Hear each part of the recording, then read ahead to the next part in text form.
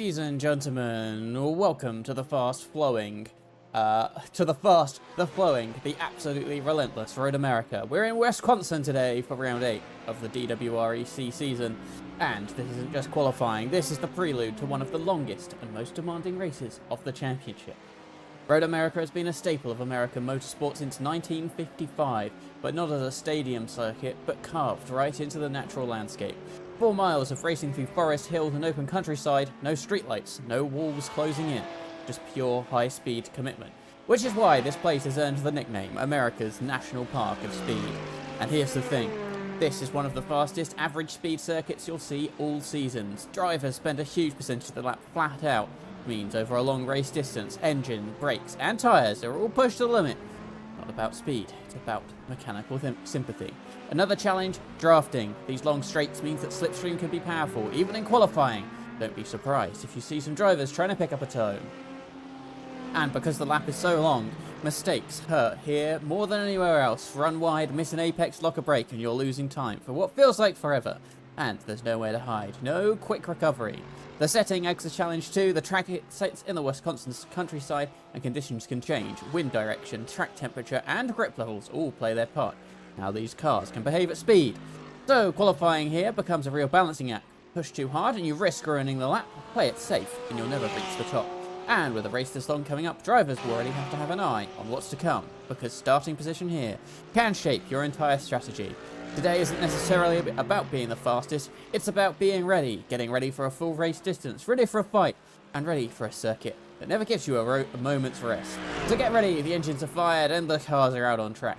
The tension is building for the long battle ahead. Well, welcome again, one and all, everyone, to the 8th. And, well, we're coming towards the end of the season now in the Darkwing Racing Endurance Championship.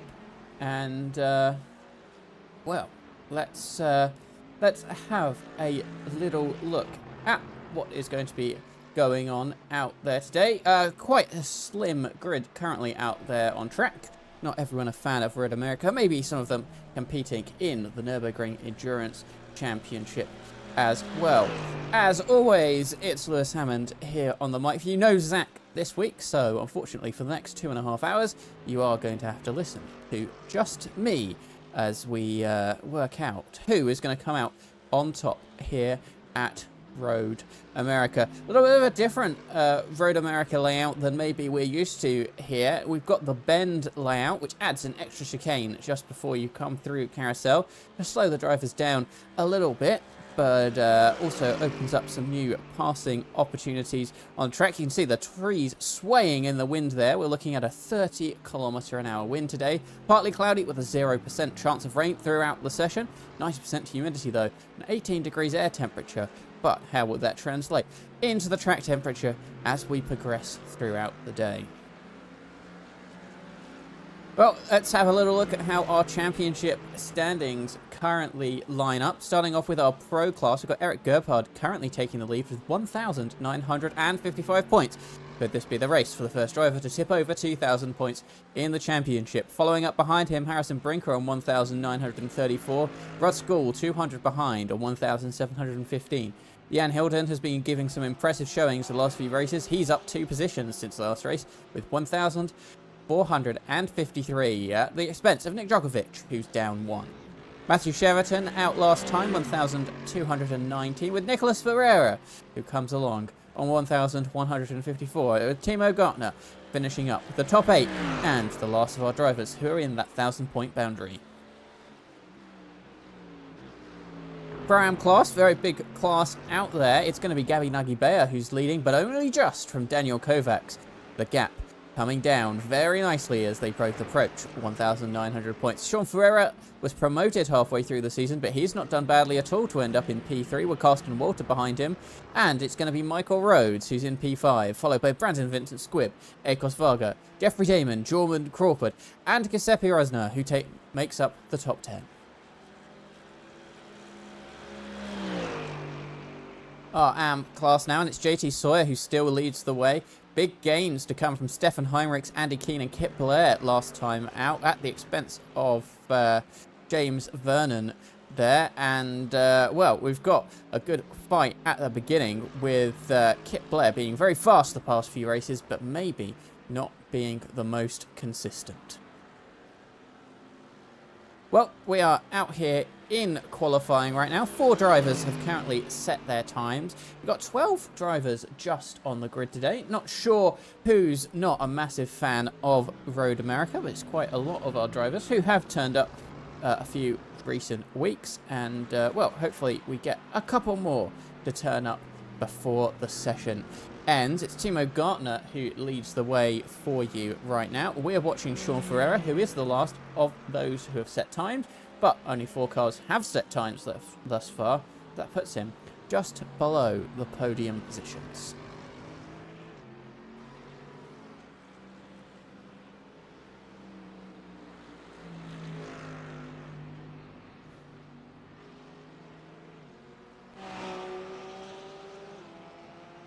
And here it is then, that little extra chicane added in to Road America. You can see, makes it a very different circuit as you head onto that back stretch.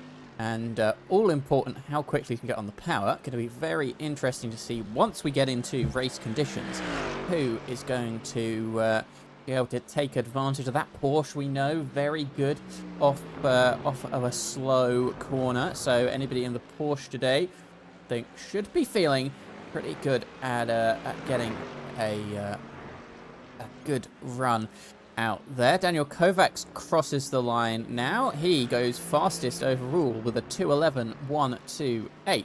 Eric Gerbard up next, doesn't improve on his lap time. Then it's going to be the guy we're watching on board with right now, Sean Ferreira. He comes across the line, and it is going to be a 2:12.872, which moves him off the last spot. But Timo Gartner is coming up very quickly behind. We said about the Porsche. Well, let's see what he can do as he comes across the line, and he becomes fastest overall with a 2:10.341. Very impressive from Timo Gartner, who maybe hasn't had the best season so far. He heads back to the pit lane.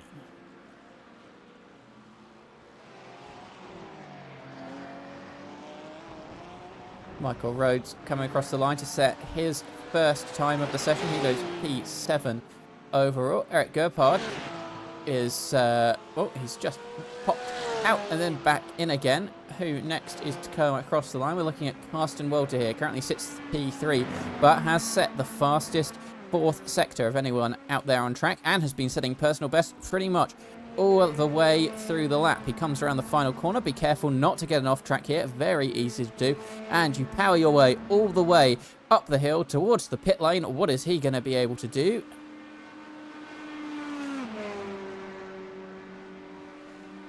It is going to be no improvement for him, as the next car coming across the line just now, Jan Hilden, only can do 4/10 in with Timo Gartner there, and well, he's going to want quite the improvement is he if he wants to get that top spot. JT Sawyer sets his first lap at 2:14.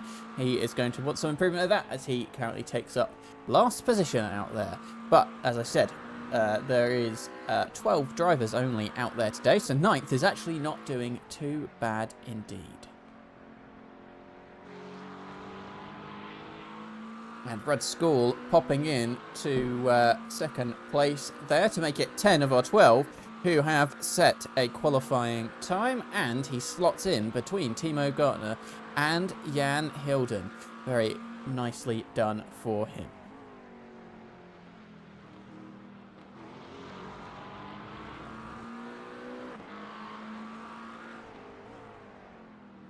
Carsten Walter wanting to retake that top spot out there. Let's go and have a look at what's happening to him as he heads through this last section of the track here. Very nicely done. Everything apart from the first sector has been fastest overall. And is that going to continue? Sorry, we're looking at Michael Rhodes there. We want to be looking at Carsten Walter. Michael Rhodes has been going very nicely indeed to improve on his own personal best. Is he going to improve as he comes across the line? Doesn't appear like it on this occasion. Carsten Walter running nice and wide out there. You can go all the way out to the gravel, almost touching it if you wish. As the number 59 car comes round the final turn, as I said, very easy to get in the gravel or getting off track here. You want to get as much power as you can heading up the hill. And up the hill he does go. Is it going to be a pole setting time for Carsten Walter here? Across the line he comes.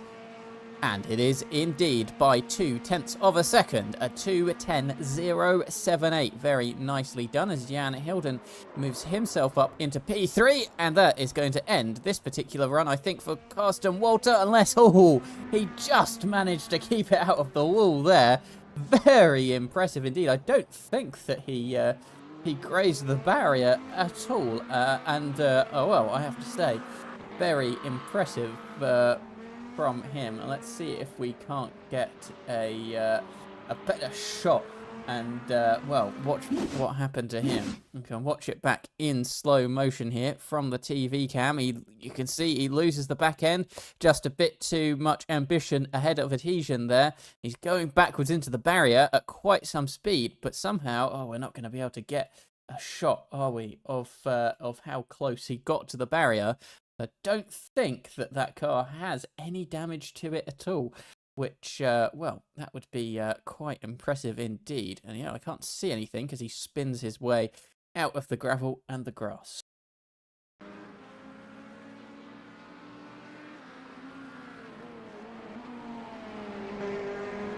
Kip Blair been going very well this season so far, and for him, he sets the final driver not to set a time, and he goes P9 with a 2:11.728. He's going to be hoping to improve on that, as is Jan Hilden, who we can ride on board with now, heading down the final section of the track. And, well, he's set 2 purple sectors. Is he going to be able to displace the Pro-Am driver of Carsten Walter?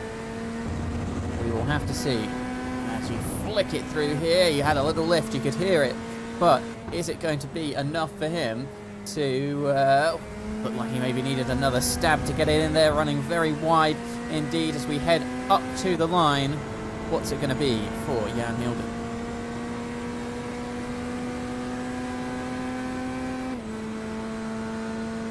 Going to be a 2:10.311, still 0.2 off of the pole time thus far of Carsten Walter.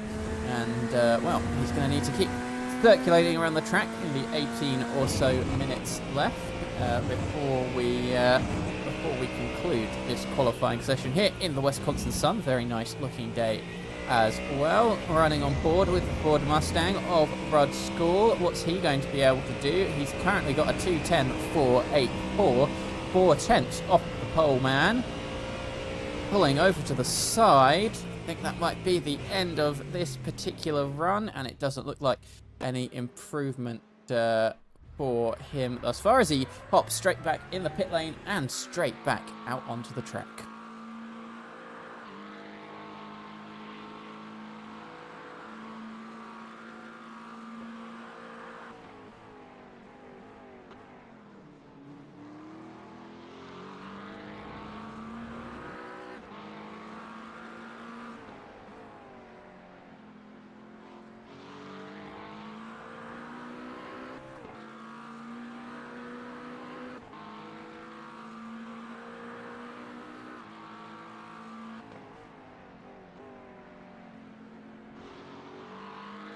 Looking at the sector times coming up on our screens, looks like it's quite possible a lot of our drivers have ended up with kind of their fastest times right now. There's a very brief flash of a purple sector there for Jan Hilden, but it wasn't an improvement.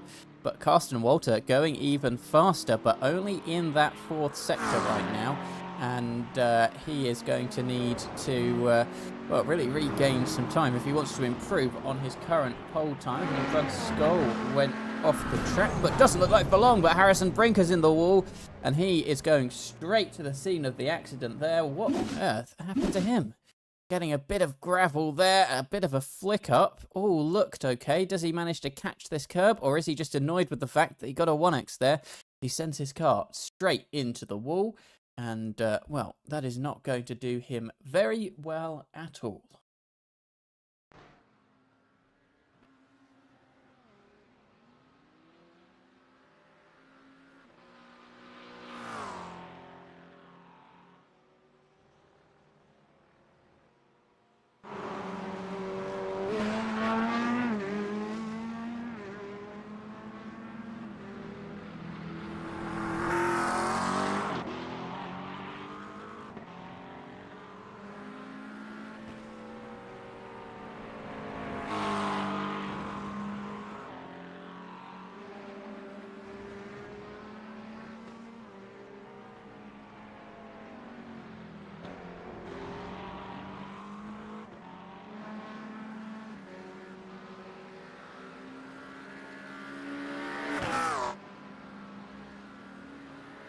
Harrison, who is back out on track now then, going for a little bit of a weave, kicking up some grass in order to get as much temperature in his tyres as he can. Michael Rhodes, let's have a little watch of his end of his lap then, currently out there with 10th place right now, 2 off the bottom. He's not going to want to push too hard through here, but he is going to get a nice tow heading up that pit straight off of, I think that's the Porsche of Gabor Nagy-Beyer. It's not a Porsche, excuse me, that is the Aston Martin. Michael Rhodes comes across the line, and it's going to be a 2:11.751.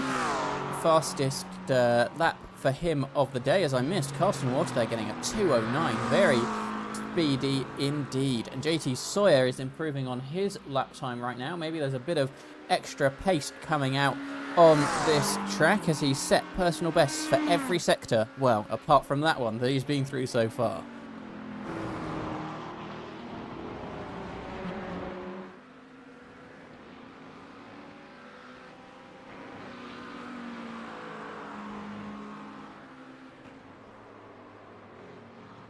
Sorry, the final corner then. Let's follow JT here, see what he's able to do as he comes up and sets another personal best. Is he going to be able to move himself in front of Sean Ferreira and off the bottom of the timing screens?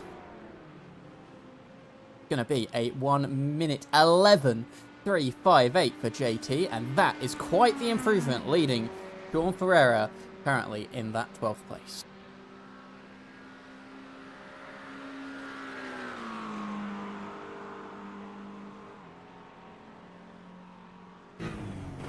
Gabor Nagy-Beyer going quite well out there, setting the fastest first sector of anyone, and well, heading through that extra chicane at the bend. And is he going to be able to move himself up? There seems to be quite the improvement happening out there on track as it stands right now. Michael Rhodes improving as well. Apologies there, I lost my iRacing sound for just a moment, but we're back now. And what can Gabor Nagy-Beyer do is he's got Michael Rhodes queuing up just behind him, I believe. And well, you can see Gabor Nagy-Beyer out the front of Michael Rhodes' windscreen, maybe a bit too far back is Michael, in order to score a bit of a slipstream. But let's see what happens. Gabor Nagy-Beyer comes up to the line now, and he is going to do a 2:10.73 to put himself 5th place overall. What's Michael Rhodes going to be able to do? He's not going to be able to improve on his 2:11.7 for now. Daniel Kovac's in behind. Carsten Walter looks like he's maybe on an outlap as he hasn't set any faster sectors. Harrison Brinker's going to be very disappointed right now with where his car's currently standing as we head the midway through the lap. Currently no improvement on his best time. Hopefully for him, he is sorting out his tyres and getting ready for a push lap, because 7th place is not going to be what he wants, especially in such a grid as small as this today.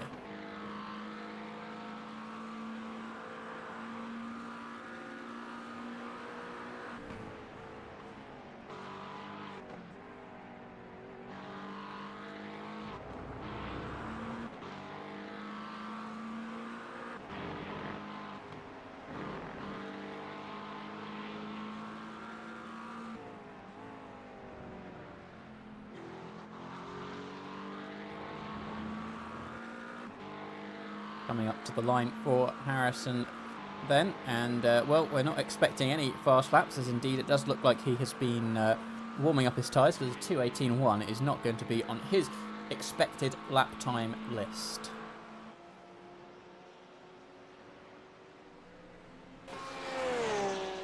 Timo Gartner comes up to the line. He has set some personal best sectors, but it's not going to be good enough to make any sort of improvement on his current 3rd place position. Nagy-Beyer once again looks to be making quite an improvement out there in the DRX Sport car.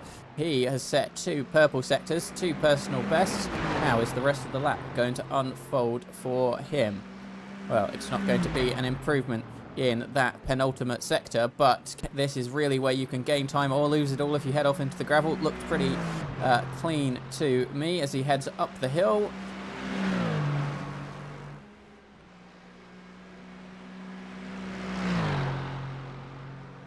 And it is going to be an improvement for him, but no improvement in terms of position with a 2:10.460.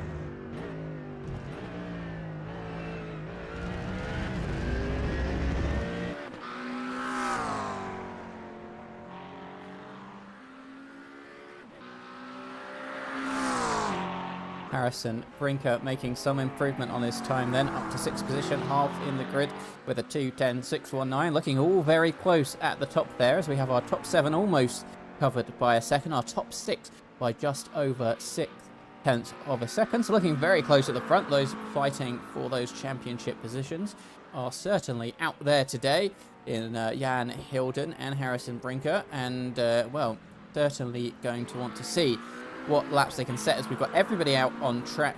No, we haven't. They've all headed back to the pit lane for their final runs, I should say. Everyone should be out on track in just a moment as some of them have just towed back.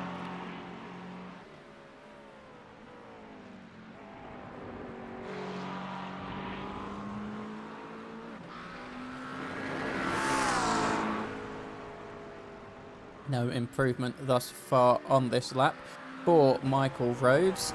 He is going to have to settle for P11 on this particular lap, but what is he going to be able to do after he's warmed up the tyres of that McLaren and set his sights a little bit further forward on the grid, wants to catch up maybe 6/10 of a second to get a bit closer to Daniel Kovacs.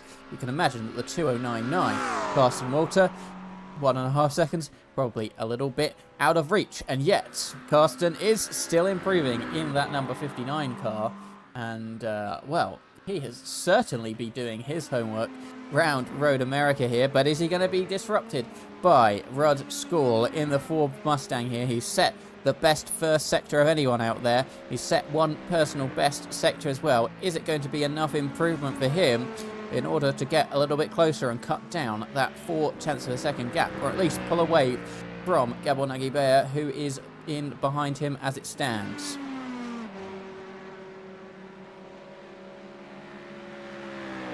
Across the line, Rudd comes, and is it going to be any sort of improvement for him? Unfortunately not, just fractions of a second off from where he wants to be, and making an improvement. Harrison Brinker still yet to improve ultimately towards the front of the grid. He's going to have to do quite a bit of fighting forward should he want to, well, be coming out of this with even a podium in his own class, let alone a podium overall. Not what you're expecting from a grid of 12 cars with what has maybe been one of the fastest drivers out there this season. Looks like there's a few drivers who are not going to be going for a final run out there. Daniel Kovacs, JT Sawyer, Eric Gerbhard and Timo Gartner all in the pit lane, thinking that they've done the most that they can with just 5 minutes remaining in their session.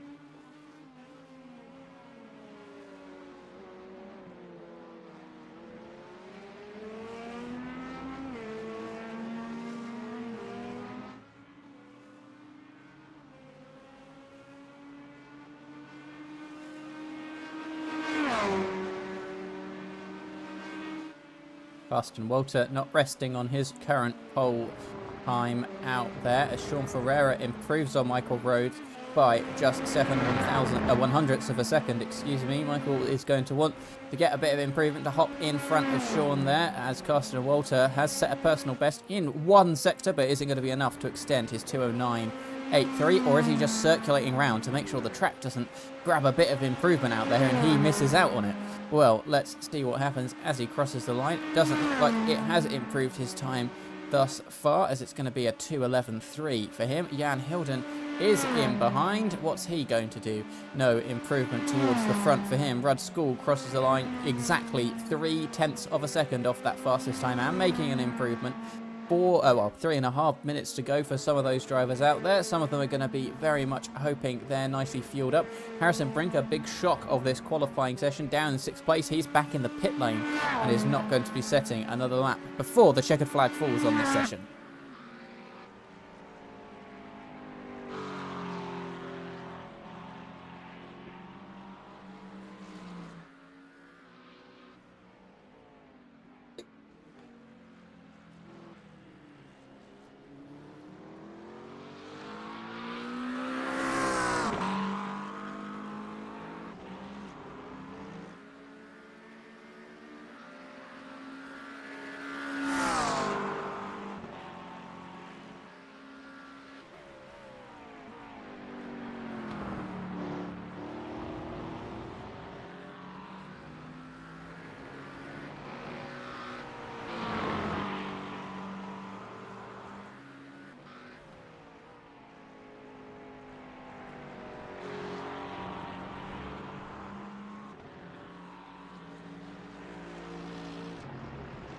Up to the line comes Michael Rhodes then. He has one sector improved so far this lap. He's going to be a long way off that 2:09, and it's not going to be an improvement for him with a 2:12.8.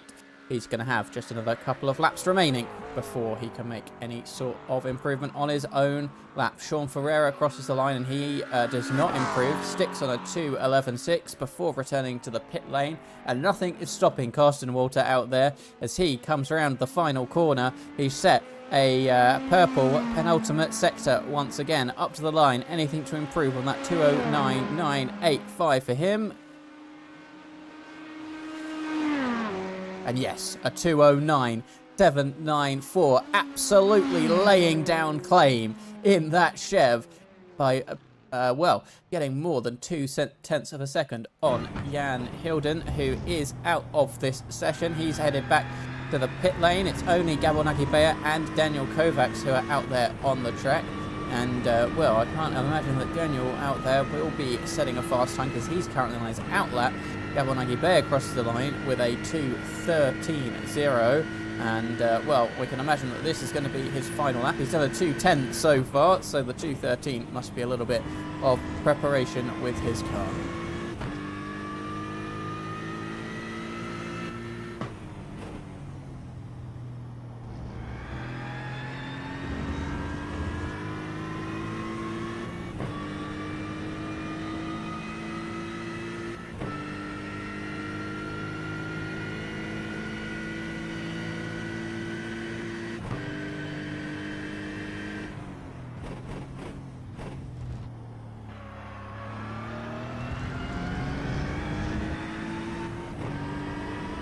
No improvement in the first two sectors for Nagibea, but is that where he's dropped his time on his other laps? It is all to be seen as he heads round now towards the latter half of that. Lots of high-speed corners around here, still no improvement for him at this stage, but time can still come. No improvement as well for Daniel Kovacs back in P7 either, as the checkered flag does come out, and, well, we're going to be seeing exactly who is able to improve out of either of them, if any of them at all, as they are the only two cars left out there on track. Hoping to get a good exit here as you head down what is normally a very fast straight, but made slower by that new bend chicane. And, well, has the exit been able to make a difference in this final couple of sectors? No, not currently. He's going to have to hope that all of his time can come in that last corner pretty much.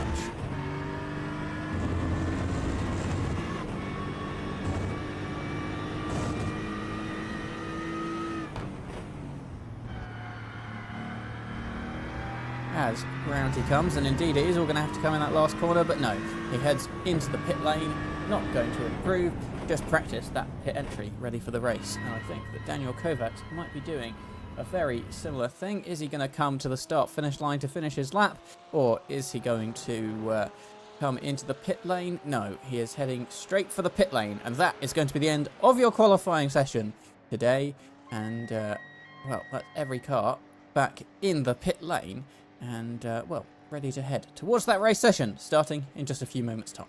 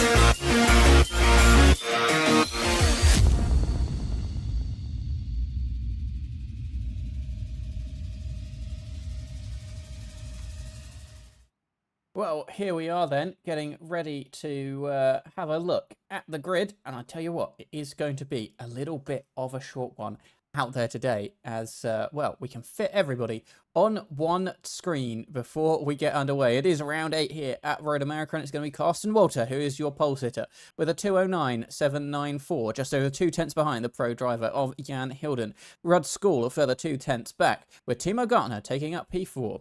Gabor Nagy-Beyer is going to be in P5, with Harrison Brinker in P6. Daniel Kovacs is going to end up in P7 with JT Sawyer in 8th, Eric Gerpard in 9th, and Kip Blair in 10th. Sean Ferreira becomes 11th, and very closely just behind, in last place of anybody out there on the grid, is going to be Michael Rhodes. As wow, look at that for a team lineup formation out there.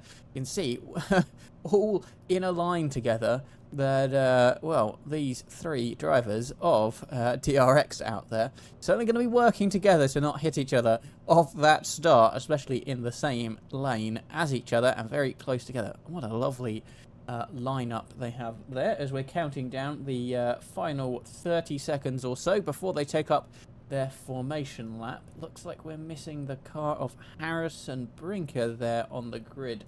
Potentially, is he going to make the race start, as there remains an empty spot right now.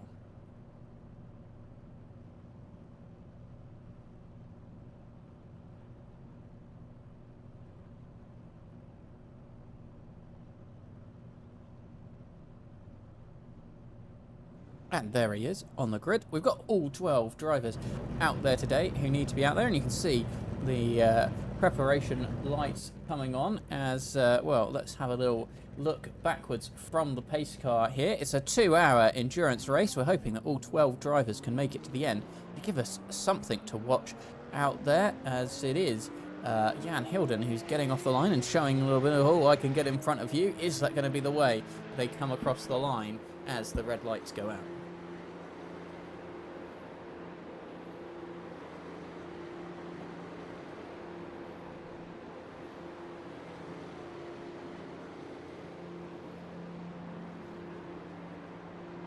Full lap, formation lap for our drivers out here today then, and that gives them a lot of time to heat up their tyres. We can have a little look at what the weather is doing out there. Apparently an 18-degree air temperature, but a 31-degree track temperature. Isn't stupidly hot, shall we say. It is reasonably warm to get those tyres warmed up out there. Just past 1 p.m. in the afternoon here in Wisconsin. So this is probably looking around the peak track temperature and probably staying quite stable for the entirety of the race. There's a little bit of cloud cover out there, but as you can see, it is partly cloudy out there. So not going to be massive changes. But you will notice that 36 km/h wind. And, well, that is certainly going to disrupt some of the drivers out there. And you can see it dipping up and down as well. A couple kilometers an hour wind, just pushing the cars back and forth. 157 degrees is the wind coming from. So, well, blowing across the circuit from the start-finish straight. A little bit of a side wind, not really helping any sort of passing that you might expect from a headwind down the track. That 90% humidity as well out there is going to make it a little bit slippery on the track surface. Nothing close to what we might have seen in Spa a little bit earlier in the season, but not the grippiest of track that you might expect from, you know, a hot Wisconsin afternoon. We are only in April, of course, so it is not at the peaks where I've seen around this circuit. About 50 degrees, very hot indeed.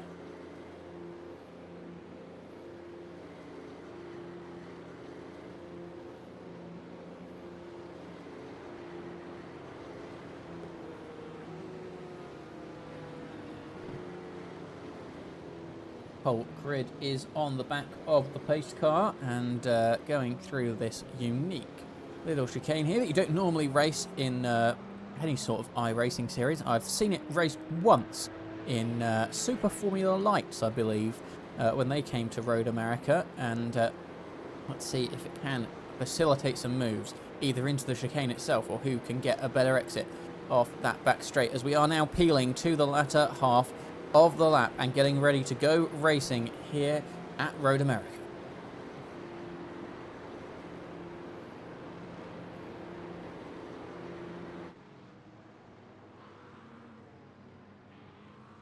Weaving and warming for those drivers out there. Not a surprise not to see a Porsche at the front, especially given that extra kind of traction zone towards the latter part of the lap. But is Timo Gartner going to be able to get a jump on either of these cars as we head towards the start of round 8 at Road America here in Wisconsin?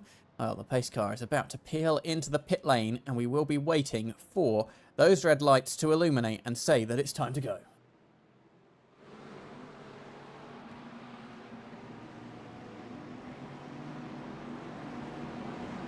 Two neat little lines as they come up over the crest of the hill. We wait, we wait, we wait, and it's go, go, go. Here at Road America, Jan Hilden looks like he's dropped back a little bit at that start, and well, they're all staying 2 by 2 right now. Bit of jostling in the background there, but is Jan Hilden going to be able to sweep his route round the outside and into the lead of this race? He's got Carsten Walter ahead, who does actually move across him, and well, that is not going to be an overtaking spot, as actually he's about to lose a position to Rudd Skål, I think, as they head down the straight. Jan Hilden forced much wider, and I think with that wider, he's able to gain a bit more momentum. Position loss for Timo Gartner, but is that going to be a position loss for a long time for Timo Gartner as they head down here into turn number 4. What are they going to be able to do on the braking? Porsche very good on the brakings on the inside of the Mustangs. We've got a car coming alongside Harrison Brinker there. Do they all make it through? No, there's a spinning Porsche. The 267 of Kip Blair is facing backwards, and I think that might be Sean Ferreira into the wall as well, as Timo Gartner is able to keep that 3rd spot as we come towards the end of the lap. Was Kip Blair and Sean Ferreira looking like they might have been involved in a collision at the back? Certainly pick up of the damage for one of those cars. I think it was the Mercedes of Sean Ferreira, one of them getting spun round as well. That's going to go very well for a good number of our drivers out there who are able to pick up 2 spaces.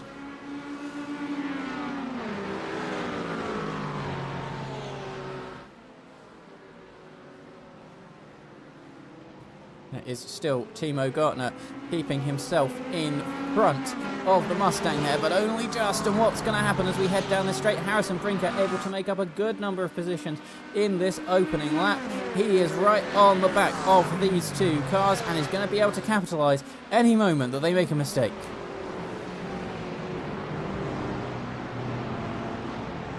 But no overtake for him, as it is going to be Carsten Walter and Jan Hilden who have built a bit of a gap out to Timo Gartner. Some of that tussling at the start, certainly losing them some time. And it's going to be Timo Gartner leading this little train, and then Gabon Aguibea leading the train of his teammates in behind.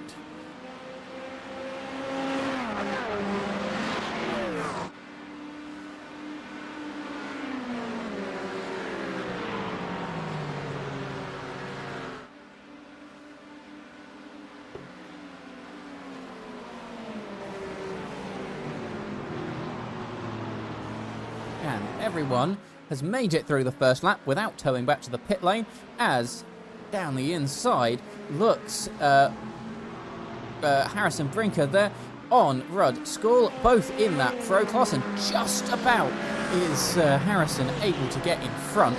And, well, is he going to be able to keep it? He pulls to what is going to be the inside to defend that inside line. That's given Timo Gartner a nice bit of space out there, as on the inside he stays.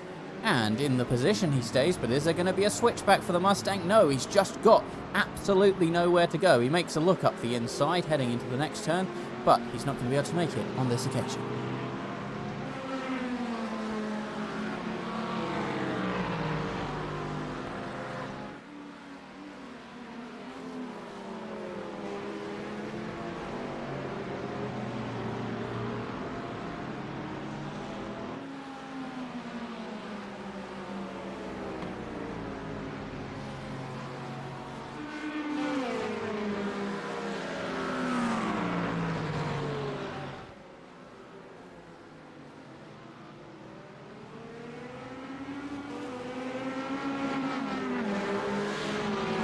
Oh, the grass picking up there for Harrison, who's now set his way and his sights after Timo Gartner in front, and he's going to have to make quite the gain on that Porsche. We'll just catch back up with him and maybe head towards Carsten Walter and Jan Hilden, who are still winning in first and second of this race. Maybe a little bit too early, 4 minutes in, to declare anyone winning out there. At the moment, let's just go and have a little look and what happened to Sean Ferreira a little bit earlier on lap 1 of this race. We thought everyone would make it through cleanly, but let's see what happened to Sean.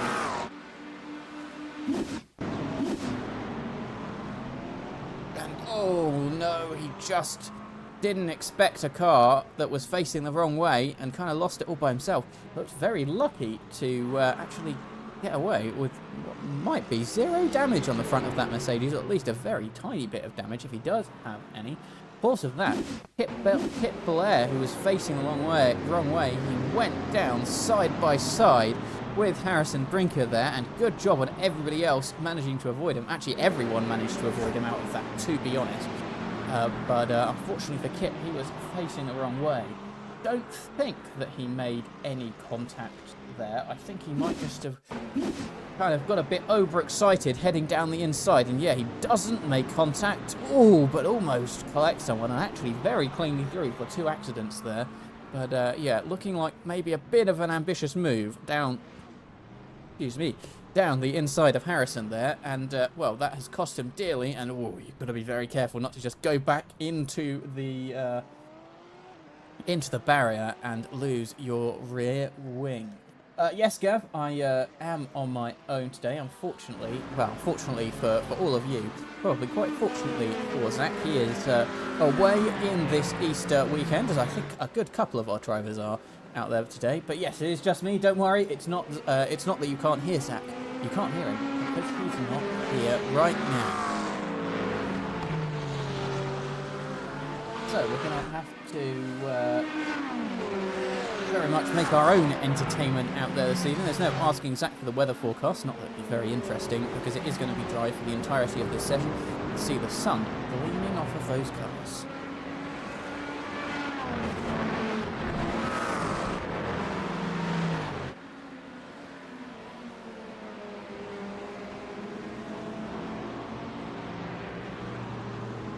looks like Harrison is able to gain some time forwards on Timo Gartner, and more importantly, Timo Gartner looks like he's been able to gain a bit more time back on Jan Hilden and Carsten Walter out front to kind of form a bit of a line. And if you include Rod School in there, well, I think that you're really going to be heading your way forwards with that little group of 5, maybe for the end of this race. Let's have a little look at this battle then, because it is the battle for first place, really. If we take Kip Blair out of that little box there, you can see it all within 2.5 seconds. We have, well, 5 different drivers, and maybe it's the Pro-Am driver you wouldn't be expecting to lead. A lot of pressure on Carsten here, because of course it's a good number of very quick, very high I-rating drivers behind you. Jan Hilden, Harrison Brinker, Timo Gartner, all very accomplished drivers out there, not excluding Rudd School as well. Very good indeed. And yeah, quite a lot of pressure to have those behind. And well, you can see Jan Hilden is absolutely not giving him a moment to breathe out front.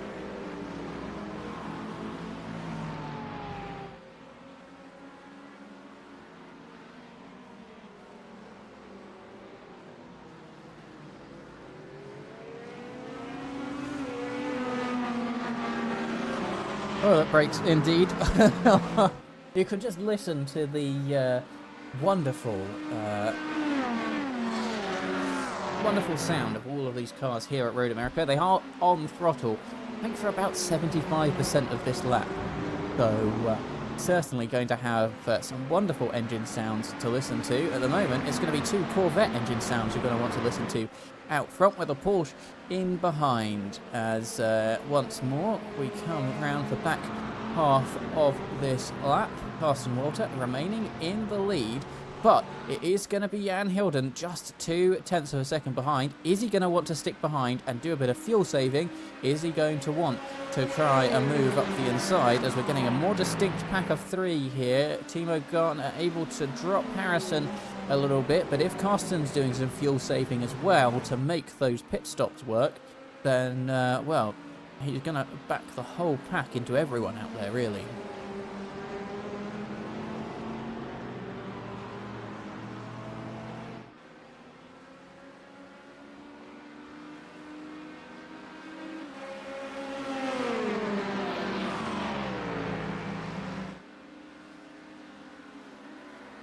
Looked like there, Jan Hilden actually lifting off a little bit, not wanting to make a move up there, and that is letting the 2 cars behind catch back up again. And well, we're going for a little bit of a procession round here. Anyone who has seen the Monaco Grand Prix at any point in their lives will maybe recognise this, that there's some cars behind that might be quite a bit faster, but they're all just following around, though there are a few more places to pass round here than the Monaco street circuit. It's just lining yourselves up, deciding if you want to, whether you want to do a bit of fuel saving. And well, we can see the gap staying pretty steady, bouncing between 0.2 and half a second up to the back of Carsten Walter. And well, surely someone's going to be the one to blink and say, well, actually, I'd like one more position here. Because you do have the risk of Gabor Nagy-Beyer and Daniel Kovacs kind of attaching themselves to the back of this train. Slipstream is very powerful around here, and well, if you can get on the back of this train, you might well be able to stick with them for almost the entire race until we come up to that pit stop sequence. Probably the first pit stops we're looking like in maybe another half an hour's time out there.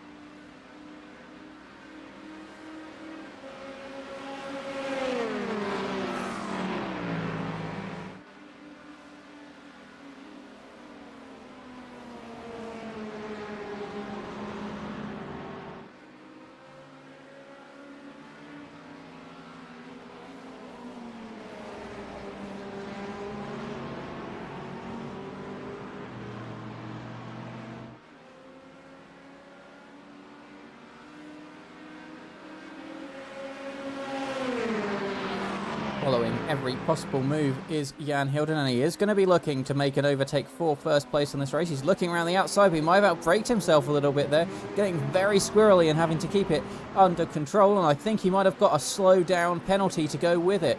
And he is going to have to slow down, and hopefully he's not going to want to back up the rest of the pack behind him or pick up a black flag for not serving that slowdown, which, well, the timer will be coming down, and he's got a big train of cars in behind him, does Jan. So what's he going to do here to serve that slowdown? Well, he's let Carsten Walter go. He's served his slowdown, but he's really backed up the pack behind, hasn't he? Look, Timo Gartner, Harrison Brinker and Rudd Skål here. They are all close together as Harrison thinks about a little move down the inside of Timo here, but not going to be there for the moment. And really, they want Jan to be able to catch all the way back up to the back of Carsten, because they don't want to fight amongst themselves and, well, end up nowhere near the lead of this straight and letting the 59 machine just take off and do whatever the hell he wants and run his own pace. They want to be right on the back, applying that pressure.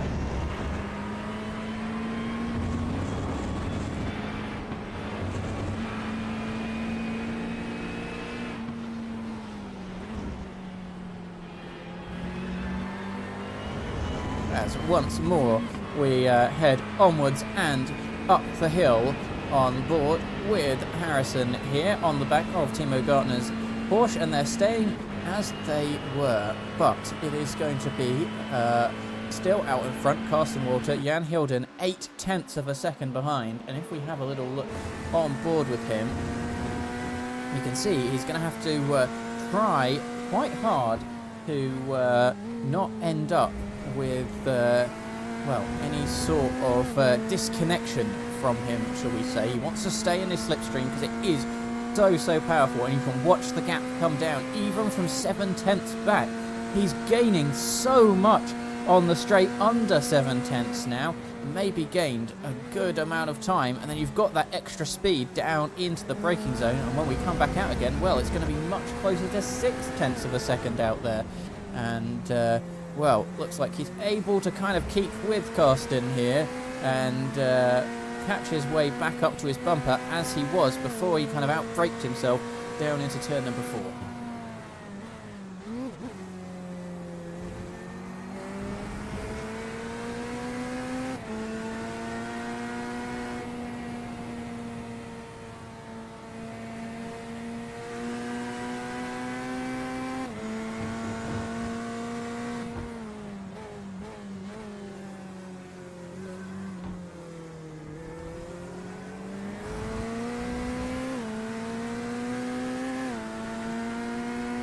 And actually, I'm reliably informed that that is not turn number 4 that we were in here. That's turn number 5, a very weird turn numbering system. Turn 1 is actually 2 separate corners, and that is very interesting indeed. I'll call it out as we go back past, but I was just told that that's not turn 4.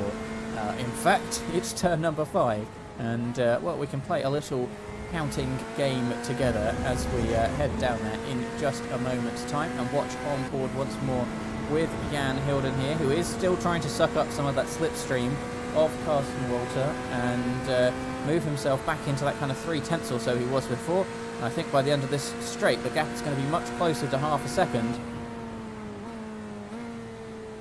And it is. So this is turn number 1, and then this is turn number 2. Don't know where the corner is in there as we head into turn number 3 here, and down the back straight. Also a bit of a strange numbering system as we head down what is a kind of curvy straight here, as this becomes turn number 4 where we are right now, and then we go into the braking of turn number 5. Now I'd call that kind of the third proper turn on the circuit, but well, 1955, maybe they had some different substances before they started numbering the corners, as that's turn number 6. Yes, I can agree with that one. And this is turn number 7. It seems like the further we get throughout the lap, the numbering system gets a bit better down into turn number 8 here. But actually, this turn here, which looks like 2, looks like 1, is actually 2, as this is 9. And then this is turn number 10. If you want to say so, I'd count that as one corner.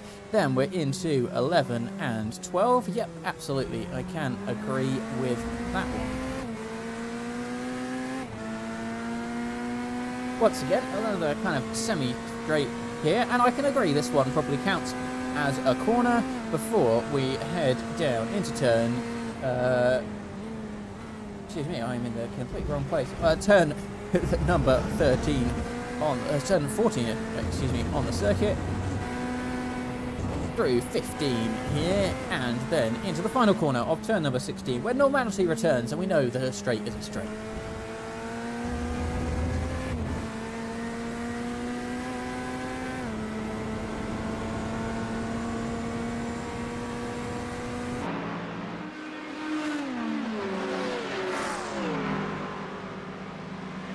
Indeed, quite a historic track here. 1955, one of the oldest racing circuits in America.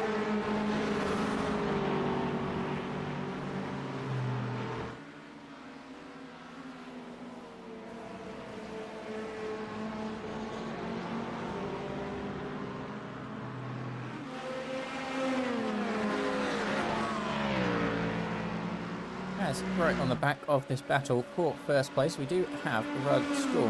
I'm a bit interested in what's happening to Daniel Kovacs and Gabor Nagy-Beyer back there, because they have just kind of been lurking in the background. We can go and have a look, and if we just swap this graphic the other way around, we can see that the gap has been slowly extending, and Nagy-Beyer and Daniel Kovacs have been falling off a little bit from the back of this battle. They've gone from 1.5 seconds to 2.5 seconds over the past 5 laps, and well, that is a trend they're going to want to reverse, and potentially Daniel Kovacs is going to have to give a little push to the 0.17 in order to move forward and into this battle with the top 5, who are all just staying very close together, apart from Timo Gartner, who might have fallen off a little bit there.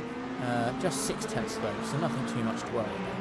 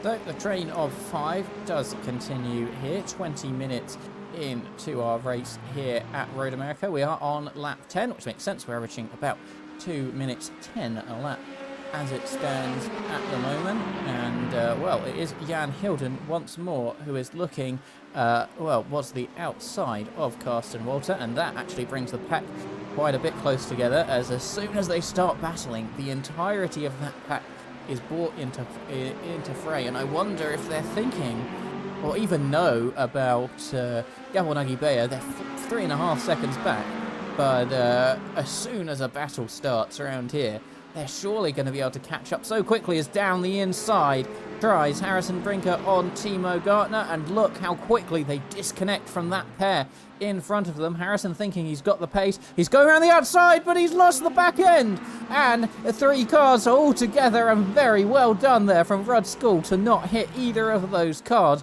I'm not sure if there was any contact there, but oh my god, Harrison must absolutely need to have another look back at that, because that was so close to disaster. Let's go and have a look. So, watching from the chopper cam here, we can see Harrison here. Timo Gartner is on the inside. Do they make contact?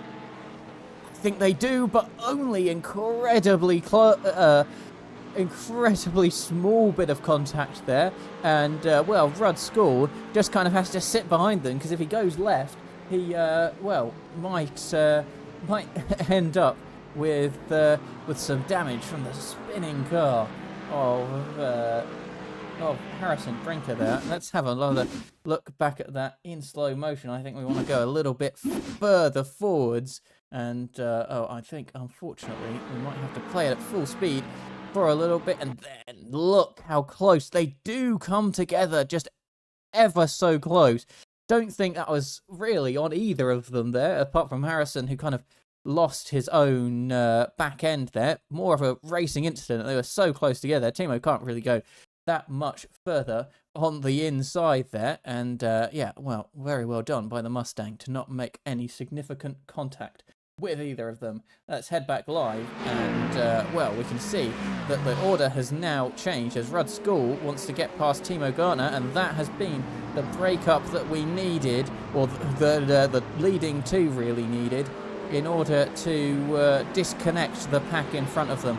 Are they going to work together in order to collect it back up? And I was talking about it earlier. Gabby on Agibea now 1.3 seconds off the back of this little crew.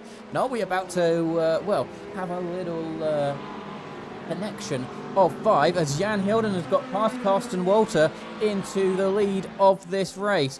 We're going to have a little look back at exactly what happened there, because we did just miss it. Let's go and see how Carsten Walter was passed by Jan Hilden. Oh, and he just had a bit too much speed there and trying to slow it down. And Jan Hilden straight through in order to take P1 in this race. The three behind are going to be absolutely kicking themselves that they didn't stay close to Carsten Walter, because when you were looking at the gap earlier, they could be in between them now, and Carsten Walter could be at the very back, and they could all be up one position. But that's not going to stop the battle here between Rudd School and Timo Gartner. They're letting Harrison get away, and they're getting very close together. Who's going to make it out on top? It's Timo on the inside, but Rudd is able to get such a better run on the outside, but not if Timo's car is in the way. Is he going to try anything up the inside here? No, and all of the action kicking off at once. There's that little group of 5 who were working so well together to stick with the lead, and now so split up throughout the well, throughout the entire track at this point.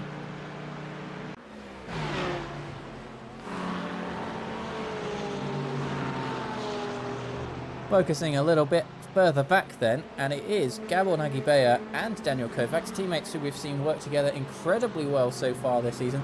They're now able to attach themselves onto this little battle for 4th place with Timo Gartner and Rudd, who have been fighting so hard together. The gap at one point was closing up to 4 seconds, but now it's down to just over a second, and they're just starting to get in that little bit of slipstream, and if they fight any harder, they will be right in there, and this is absolutely the moment they've been waiting for.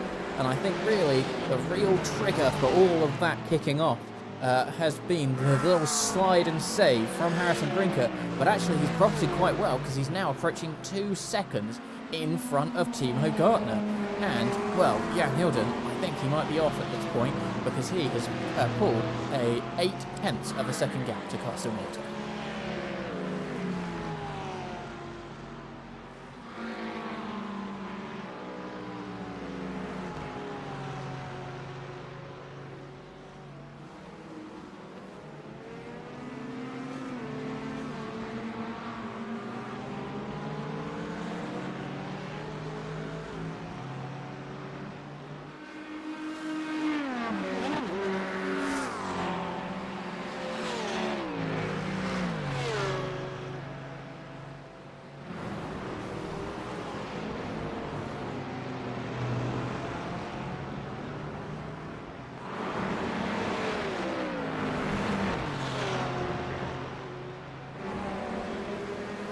Actually, looking a bit closer, it doesn't look like Carsten Walter has given up on that first position.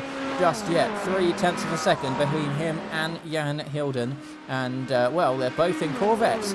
They're both in equal machinery out there. The only difference really can be the setup and the driver. But right on the back of Jan Hilden, really proving how strong the slipstream is around here, that he's able to gain up so much. And now Harrison Brinker is coming back into the fray, who, well, had that little tap with Timo Gartner. He's going to be coming up on the lead very shortly as he gets under a second now, up to the back of the number 59 car. Looking a little bit further back, it is Skål who has managed to get re-overtake Timo Gartner.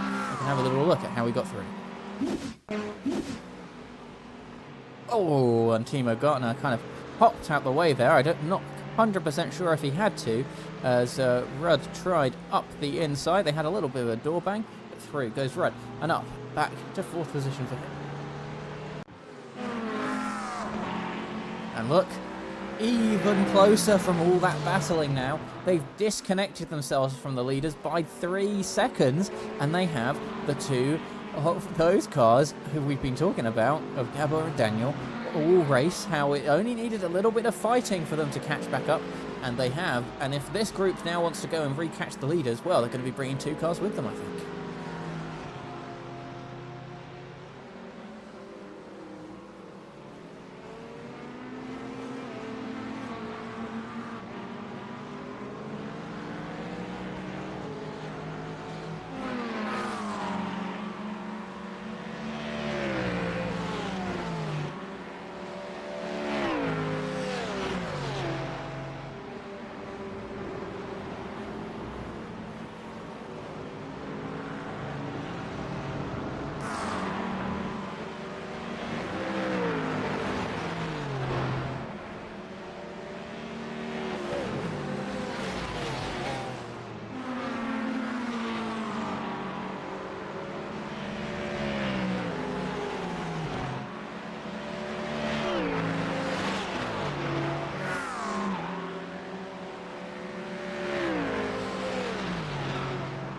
A gap for them to make up. I think 3 seconds is the difference between Harrison Brinker and Rudd Skål, who is really becoming that lead pack now. Jan Hilden has managed to get in front of Carsten Walter and pull about a second gap as it stands, but is the threat of Harrison looming in on the back of Carsten here, and is he going to make an overtake to set his sights back after Jan Hilden? He's looking. Is he going to be able to make anything work down here into turn number 5? No, he's going to stick behind on this occasion, but I can't imagine it'll be too long before he gets a bit impatient with Carsten here, who is now over a second back from Jan Hilden, and is certainly going to want to make his way past and up, really, towards Jan Hilden, because that's where his race should be today. His qualifying position isn't really reflective of the pace he has out there.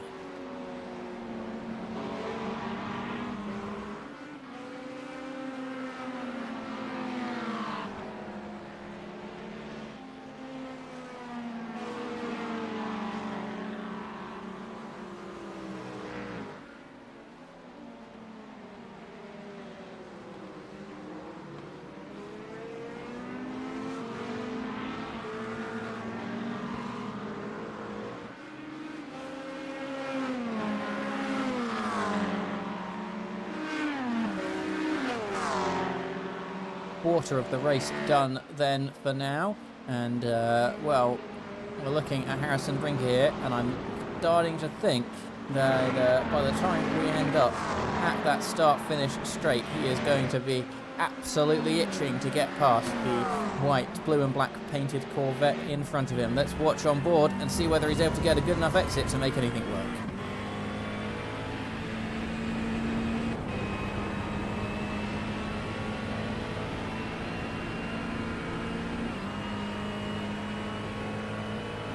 Didn't look like he got an amazing exit, and that has resulted in him not really getting past here. He got up good 245 kilometers an hour there, but he's going to want a bit more, a little bit of a slide out of there, but maybe this is where he feels like he can take advantage over that Corvette. He's watching Jan Hilden get ever so slightly further away as we race through lap number 15 here, and now surely he's going to want to have a little look up the inside and go for a bit of a dive just to make his way past. He's under a tenth of a second almost, but Carsten looking to the staying on the inside but breaking down very deep into turn number 5.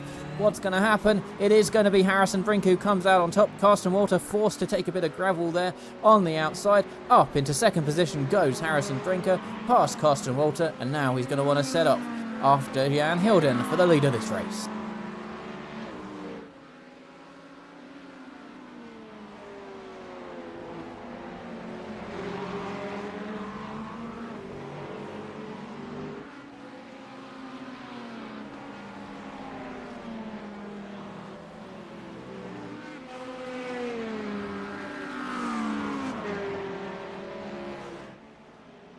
It does indeed. It seems like maybe Easter weekend is not the weekend to host a race at Road America as well, as not the most popular choice. I know from talking to a few of the drivers out there.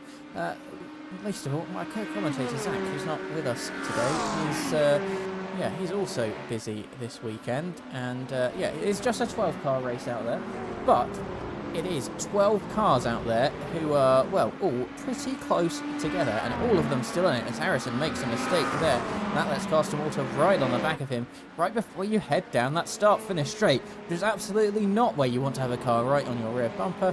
Well, as Harrison showed last time out, he was able to get very close to the back of the Corvette, and then able to make the pass on that second straight, which follows up very quickly indeed.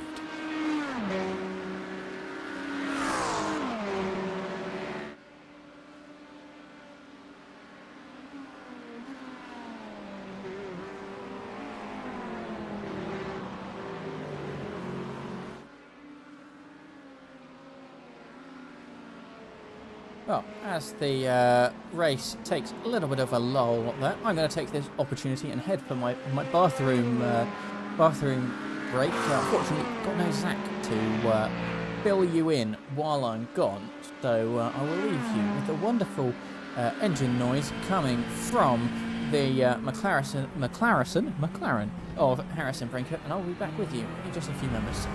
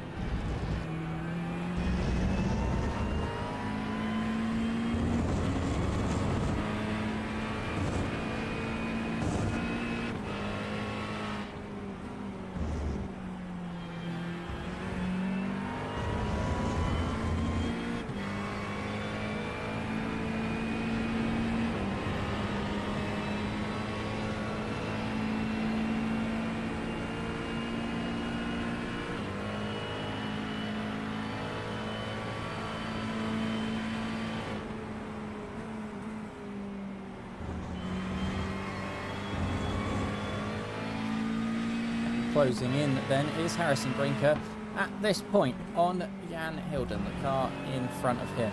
So let's have a little look at what's been happening to that time delta between them, and well, you can see it there. In just one lap he's been able to cut quite the deficit there, although over the past 5 laps the gap has stayed almost the same, but of course he has been battling all of that time.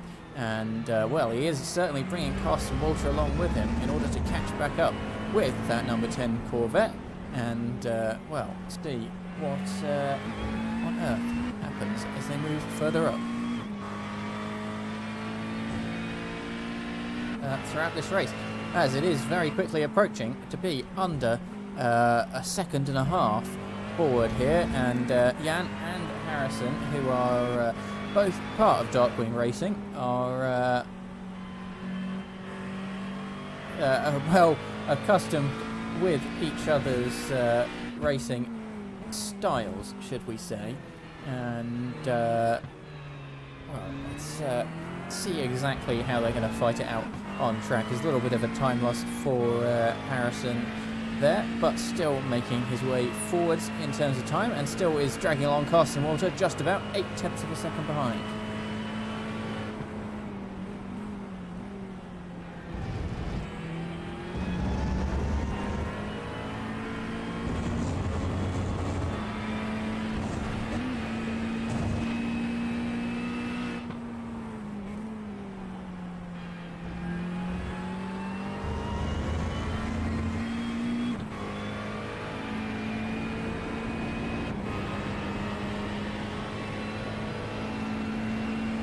We're seeing our first cars heading into the pit lane. Daniel Kovacs and Gabor Nagy are both heading in together there.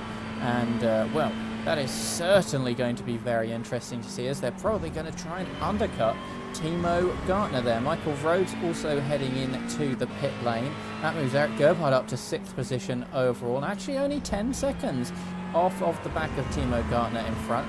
And, well, that's 40 minutes in. Well, actually under 40 minutes in, should I say. 37 minutes. Seeming like maybe a little bit of a splash needed at the end of this race. And, well, that's going to be very interesting to see indeed, as Harrison Brinker here, he is coming down under 1.5 seconds. 1.3 seconds is the gap with Jan Hilden here, and he's just closing, and closing. Let's have a little look a bit further back at Carsten Walter, who is able to stick on the back, and he can see Jan Hilden as well. I think I've got bets on any one of these three who well, are going to be winning this race, pending any dramas between the three of them. JT Sawyer in the pit lane as well. Daniel Kovacs is out, and Gabor Nagy is also out. They've got a lovely free bit of track now. 31 seconds is the gap in front of them, and if we bring up the track map, you'll be able to see just how much free track they have to go around together and, well, try and get that undercut on Timo Gartner. And, yeah, so much free track available to them that, well, it is just a lovely time to work together as teammates. And, well, we'll see what some of these drivers do in the coming lap, as JT Sawyer is now heading out of the pit lane, and looks to be quite a way behind Sean Ferreira there, as he just comes out of the pit exit now.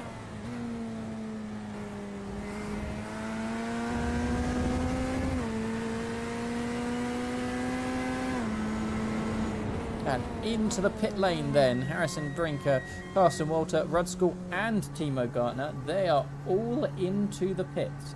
And, well, it's going to be very interesting to see whether either of these two drivers on their outlaps, should I say, are able to make up any sort of positions, mainly on Timo Gartner, who they were chasing down at quite some rate of knots. As you can see them all flashing in the pit lane. Everyone that is apart from Jan Hilden has now come in for their pit stops, I do believe, and we can confirm that right here.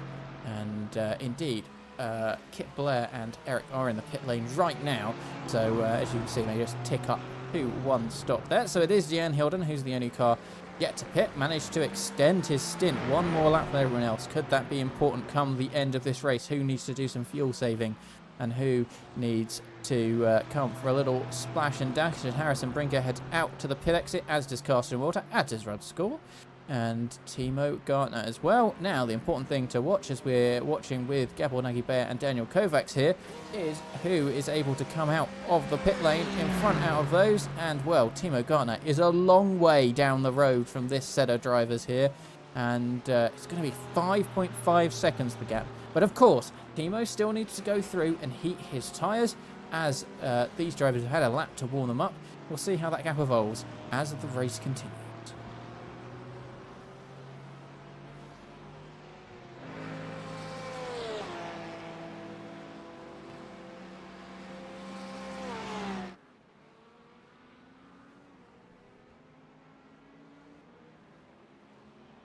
all our attention now turning to, well, Harrison Brinker, I do believe, because he is in position, if he's able to make a fast pit stop, a fast pit entry, to be right on the back of Jan Hilden after those pit stops end. And into the pits now heads Hilden, and you can see him heading up the hill, up to those yellow cones. That's where the pit limiter comes on, and you want to be careful not to end yourself up with a pit lane speeding penalty, which it doesn't look like he did. It looked like he slowed down wonderfully. So now we consider Harrison Brinker here, who could be our new race leader, depending on how well that stop goes for Jan Hilden. We were riding on board with him earlier. Let's ride on board with him now and see, as you're heading in that back half of the lap, you're looking for about 50 seconds for a full pit stop here, or 44 to 50 seconds, but that is the time you're stopped in the box, not including the time in the pit lane.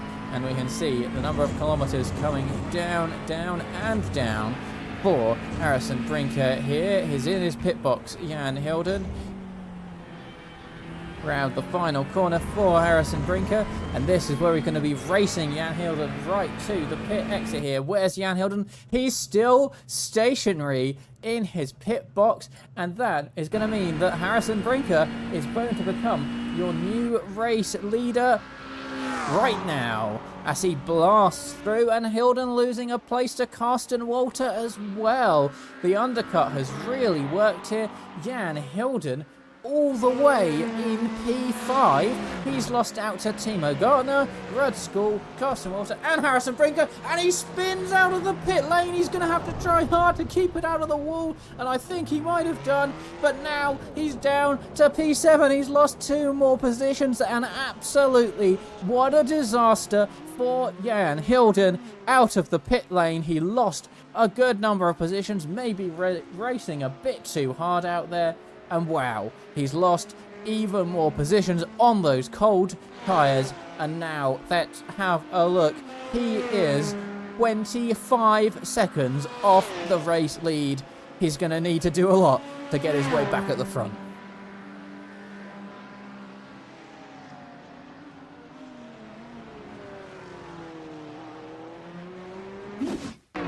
Well, let's follow Jan Hilden all the way out of the pit lane then. We saw Timo Gartner making his way through. Back onto the racing line pulls Jan. I think he just got a bit too excited on the throttle for those cold tyres. He's heading towards the barrier. And once again, like we saw in qualifying, I think for somebody out there, it might have been Kit Player, I can't recall exactly, but actually able to keep it out of the wall. Well, that is quite the win for him, because he's very lucky to not be heading back into the pit lane with that kind of incident and having to use his fast repair, but absolutely must be kicking himself over that. Want to have another look again at how he was able to, well, really keep that out of the wall, because we've seen it impressively 2 times today. If we go down to a quarter speed, you can see his wheel here, that he's just accelerating. He's trying his very best. Managed to just steer it in a way that keeps him out of the wall. And, well, that's quite impressive to end up parallel to the wall, and he comes to a stop and gets his tyres spinning again. But, yeah, very impressive for him. But he won't be the one bit delighted with it. He's now down in P7 out there on track.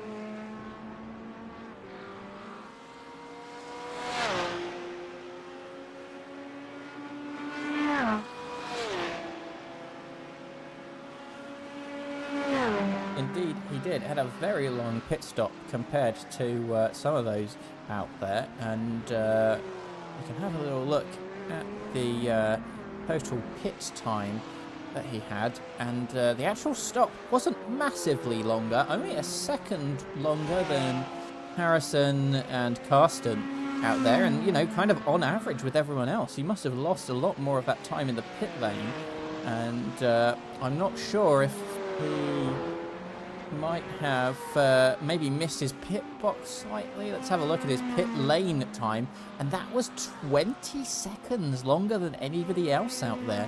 So he must have had some sort of incident in the pit lane. And indeed, we look at the leaders. They did a 109. Rudd did a 111. A very quick pit stop for Eric with a 53.8, or pit lane time, should I say. And yeah, 124. Apart from JT Sawyer, that is the slowest pit lane time we've seen out there today. And I do wonder if he missed his pit box. And well, while we're in a little bit of a lull of the race, we can have a little look here. We can see that Jan Hilden entering the pit lane here, and let's see exactly what happens to him. So this is him from the lead. He comes into the pit lane.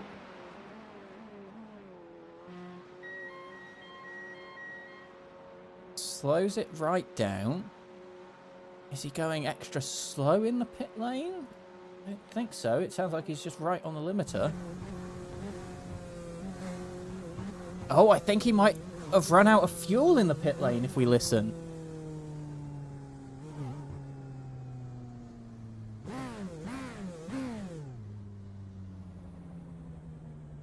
I think he had to...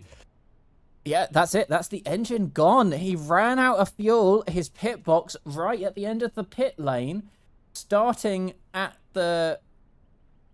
being at the very end from starting at the front of the pack. And he ran out of fuel coming into the pit lane. That's what cost him so long. And that is an absolute disaster for him, as he just missed out on that amount of fuel. And he'd done so well to go an extra lap.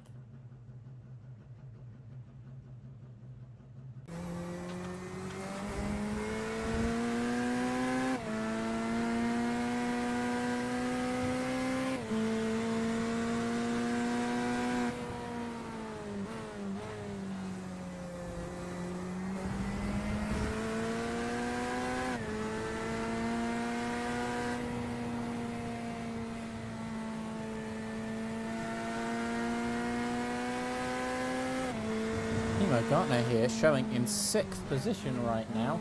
It looks like he might have had a little bit of an incident. Let's go and have a little look at what's happened to him.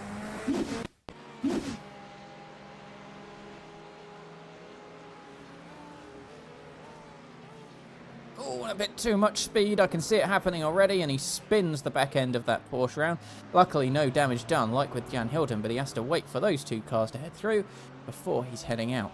On to the track again.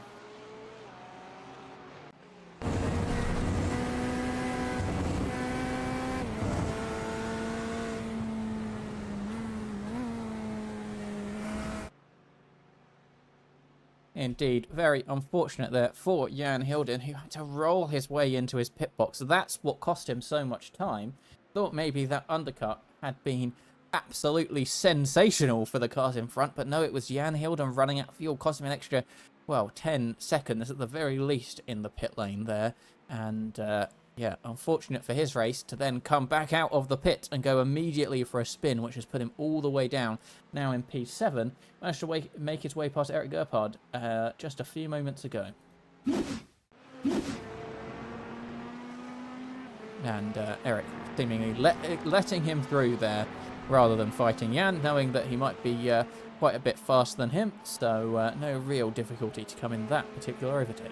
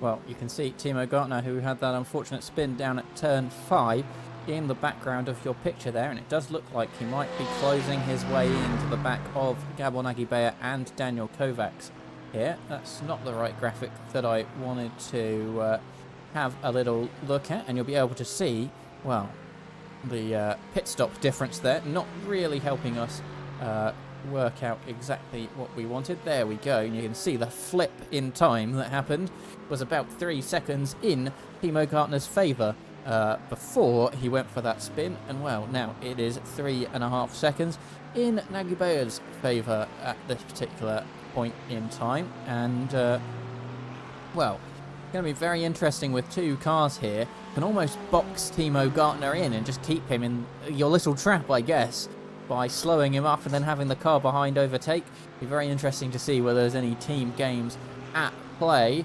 on this racetrack today, whether they're going to let him through. I very much doubt that. They're competing for P4 and P5 overall right now, and of course podium in their class. Harrison Brinker still leads the way out front, 2.6 seconds. He was able to gain a bit of time on Carsten Walter in the pit lane. Gap was about a second before they came in, and it's looking reasonably stable right now. Rudd School going to be 6.5 seconds off the back of them after they were all running so very close with Jan Hilden and Timo Gartner at the beginning of this race. It's yeah, going to be interesting to see how that evolves as the race continues.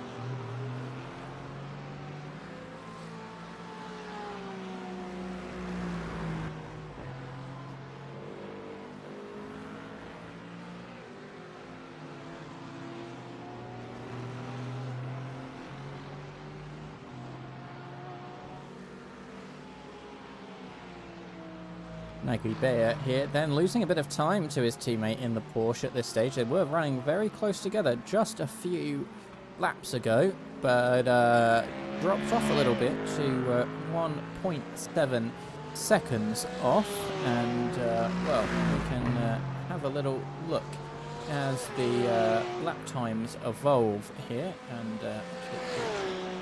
plot that little graphic away if we can't. And we can't, apparently. Give me 1 moment. There we go. That's what we wanted to hide. And, well, you can see Daniel Kovacs setting his personal best of the race at 2:10.739. Going to be 8 tenths faster than Nagy-Beyer and 3.5 tenths faster than the chasing Timo Gartner. And, well, that is very interesting indeed to see. And we'll see it update as they come across the line now.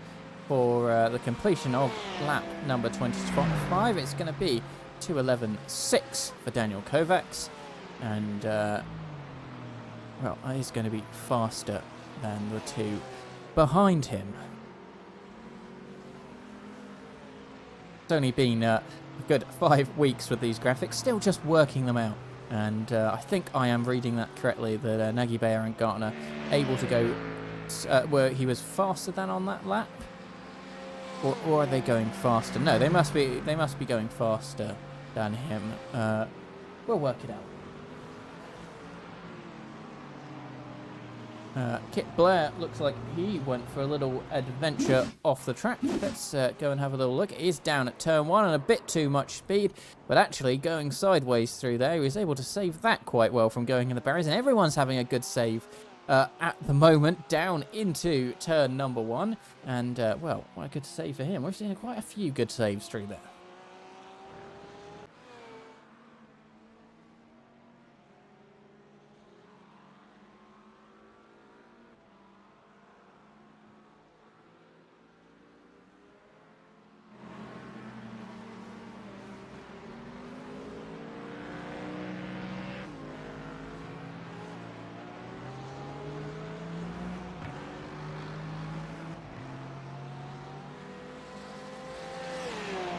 Well, as we're at a little bit of a lull in the race, I've got some fun facts for you around Road America. But well, around here, the famous bratwurst at Road America is legendary, and some people go to this track for the food more than racing.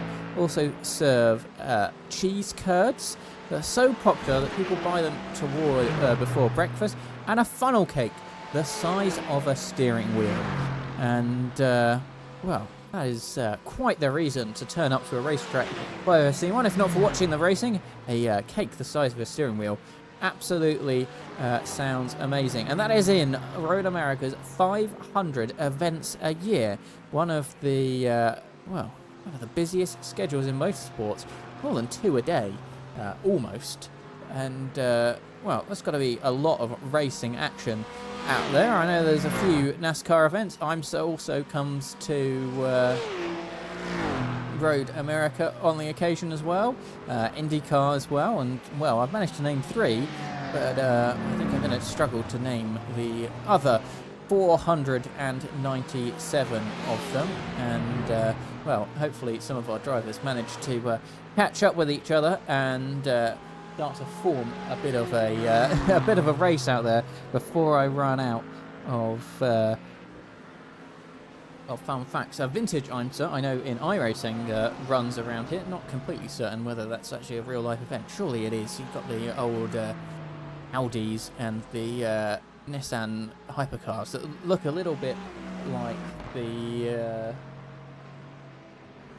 a wedge of cheese. I always do see the advert down that second straight there about the real cheese people, and that must be where the cheese curds come from.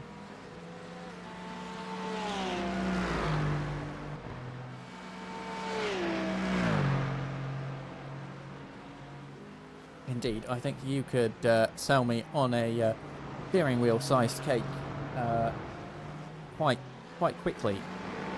Probably the size of a steering wheel of a tractor more than a GT car. You get quite a lot of volume out of a GT car wheel or a Formula 1 style wheel compared to a tractor. We'll have to do some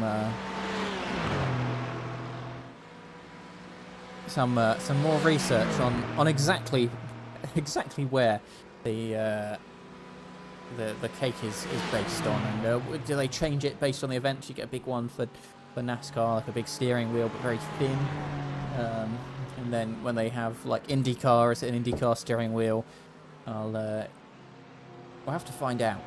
We'll do some research. Have to go all the way to Road America to find out. Well, I can definitively tell you that I can read this graphic correctly, because the Gabonagi Bear has gained a hell of a lot of time in the lap just gone, lap number 27. He's gained a second in on his teammate Daniel Kovacs and has managed to drop Timo Gartner ever so slightly, as I'm seeing another off-track excursion for Kit Blair. Let's go and have a little look at what happened to him, and I think Sean Ferreira has managed to make his way past as well. Not sure if there's any damage to that Porsche, because he's gone for a spin at turn 1 once again, and oh, this time he doesn't manage to keep it out of the wall. And, well, the front nose of that Porsche, and oh, I can hear a car coming. Oof. I mean, Sean Ferreira kind of off the track there, but, well, Kit Blair right in the middle of the road. And, well, I'm sure for Sean that might have been an interesting sight to see. And I want to have a little look at the onboard camera for him, because it must be quite the sight to be coming around to a Porsche completely sideways. Here we are on board with the gyro, and which way do you go? You just have to make a decision. Luckily, Kip able to stop in the middle of the track before any sort of accident occurs. But 2 spins we've seen for Kip Blair there at the very same corner, and I wanted to watch his spin on board, and he's just put a bit too much ambition ahead of adhesion there and gone into the tyre barrier this time. And well, I think he's caused quite a bit of damage to his Porsche. And let's have a little look if we can't see. It looks a little bit scuffed up at the front there, I think. And well, maybe not the worst in the world, but certainly not what he wanted to see.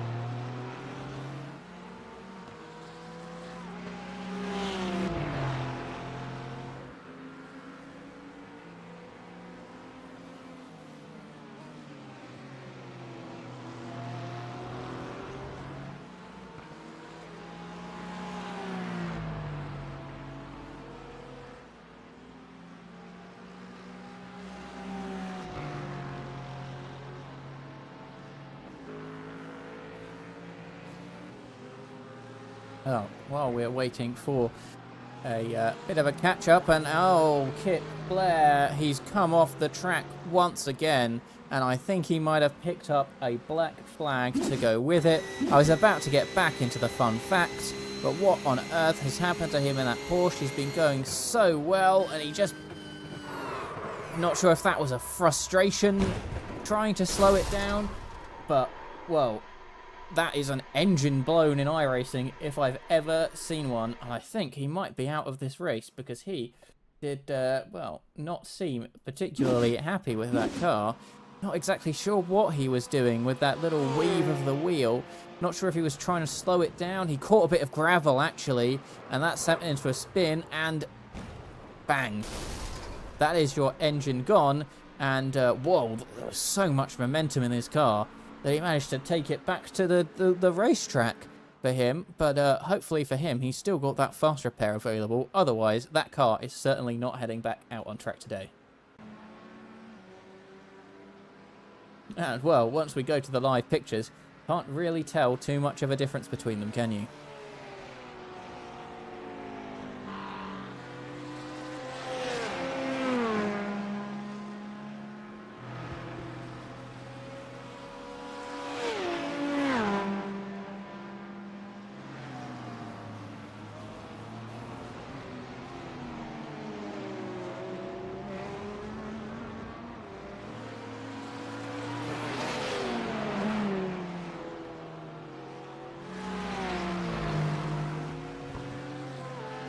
Well, Jan Hilden here might be able to give us some racing action then out of so far, as he has managed to catch back up to the back of Timo Gartner. And, well, praise the Lord, because we might be getting an on-track overtake with 54 minutes left in this race, because Jan Hilden is now going to want to catch his way back up to the leader of Harrison Brinker. He's 25 seconds off as it stands, but you can see 2 more cars for him to overtake in this race, and they're just in front, working together. Oh, Gawonaki Bayer and Daniel Kovacs, and, well, we are certainly going to at least hopefully see some overtakes around this Road America circuit in the next couple of minutes, so please do stay tuned to your seats. And, well, this might actually be an overtake happening here. Can that Porsche of Timo Gartner keep his way on the back of the Porsche here, pushing all the way down the straight? But Hilden, we've seen this before, isn't able to get right with him, and isn't able to really get alongside at any particular point. 250 kilometers an hour, 254 was his max there, and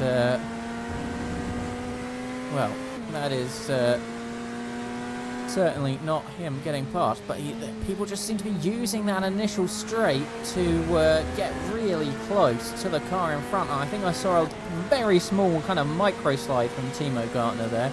And is Jan Hilden going to make his way up the inside as we head down towards turn number 5? Well, let's see, as down the inside looks Jan Hilden, and down the inside goes Jan Hilden up into 6th place once more in front of Timo Gartner. Next up is going to be Gabon Agibea.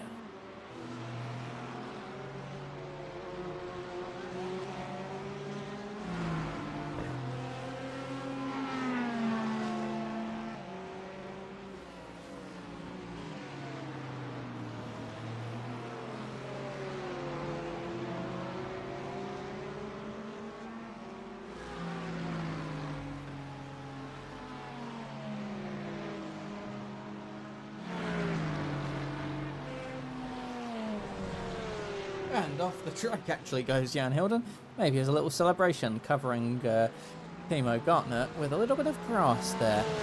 But he is still going to be going after the 2 cars in front of him of Gabon Agibea and Daniel Kovac. Sean Ferreira had a little bit of a moment off the track. And as Gav points out in the chat, JT Sawyer is in the lead of the AM class, but only as one of the 2 cars out there today.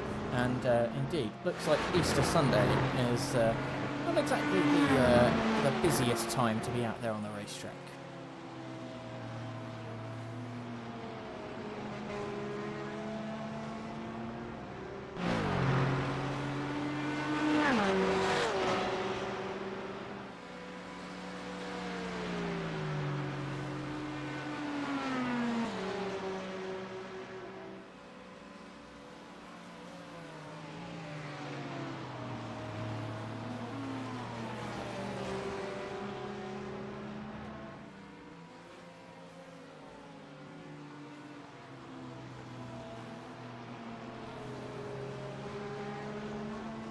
Well, while we wait for Jan Hilden to make his way a bit further up the grid, I'm delighted to tell you that Road America is 640 acres and has over 1,700 campsites. And yeah, I don't know if I've ever heard of that number of campsites existing in one place. How do you have 1,700 campsites in one place? You've got like 20 times the area of the track just full of campsite. That's absolutely insane.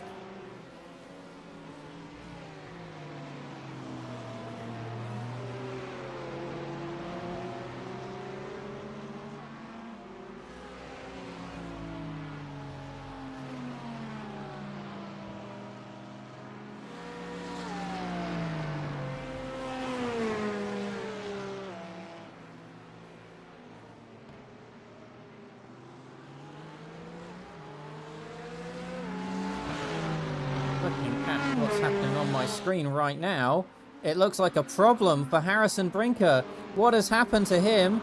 What is going on with that car? Did he just have a slowdown? Yes, I think he did. It looked like he might have had a bit of damage, but he absolutely had a slowdown at some point there, and that has led Carsten Walter all the way past him. I was too busy getting indulged in my facts. Let's go and have a little look at what happened to Harrison Brinker to give him that slowdown and how Carsten Walter made his way past.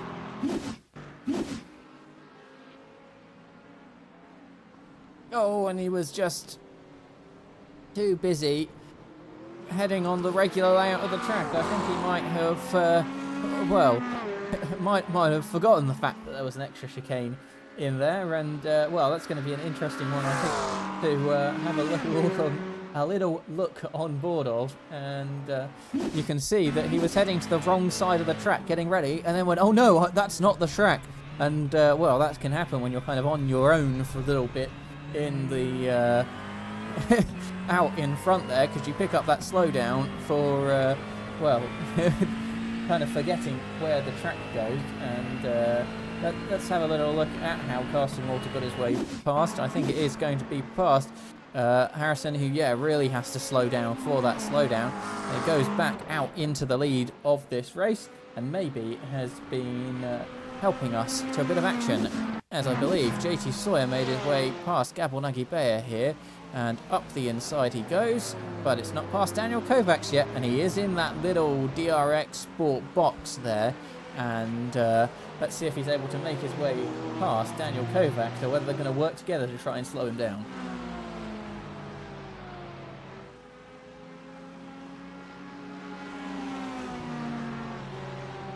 $242 hectares. I mean, it's a lot of space to put some camping in.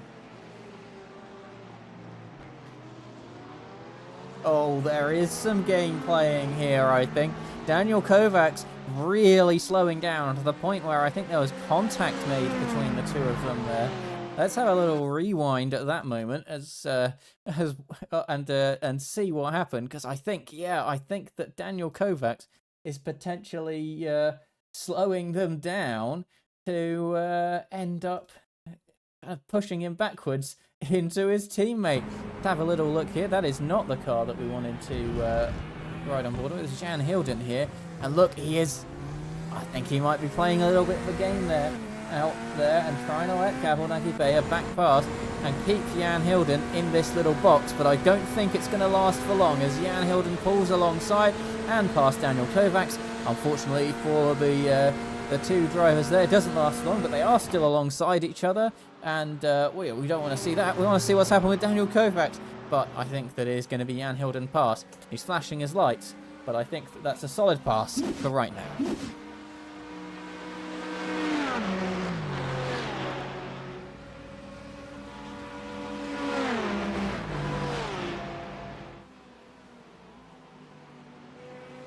And indeed, cleanly through for Jan Hilden there.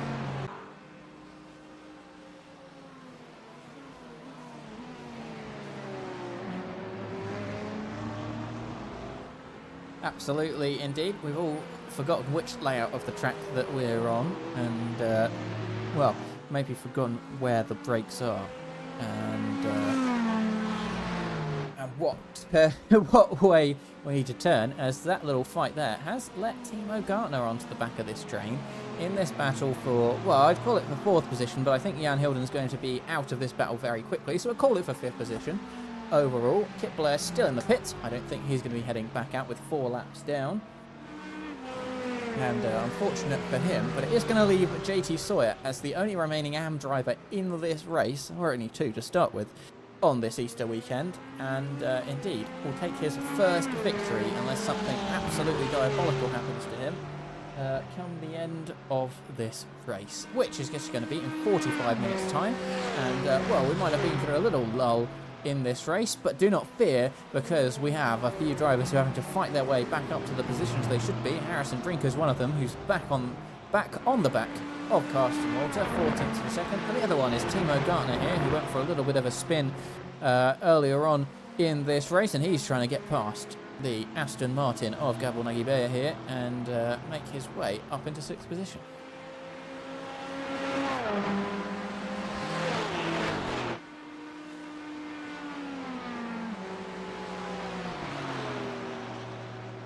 Down the inside looks Timo Gartner then, and is he going to make the move stick? And are we going to see the same little game playing that we saw with Jan Hilden just a couple of laps ago, as it is Timo Gartner now up into P6, and very shortly he will want to be up into P5 past Daniel Kovacs and chase back after that leading pack. But are the two drivers going to be able to kind of capture Timo here and keep him in a little box? And yeah, see exactly what's happened as we see Sean Ferreira heading into the pit lane. Something I completely forgot about were the pit stops that are remaining in this race. Let's have a little look here, as I believe Sean Ferreira, the first of the second pit stop runners, and you can see that is true indeed, apart from Kit Blair, but he is out of the car and has decided he's taking no further part after being 4 laps down. Not made too difficult actually by Daniel Kovacs there, as Timo Gartner makes his way through and up into 5th position. I'm a little bit intrigued, shall we say, if they're going to just try and use him to catch up to that pack. But they are quite far behind Rudd, School and Harrison Brinker, but he was able to get up there earlier. We'll see exactly what happens in the next couple of laps.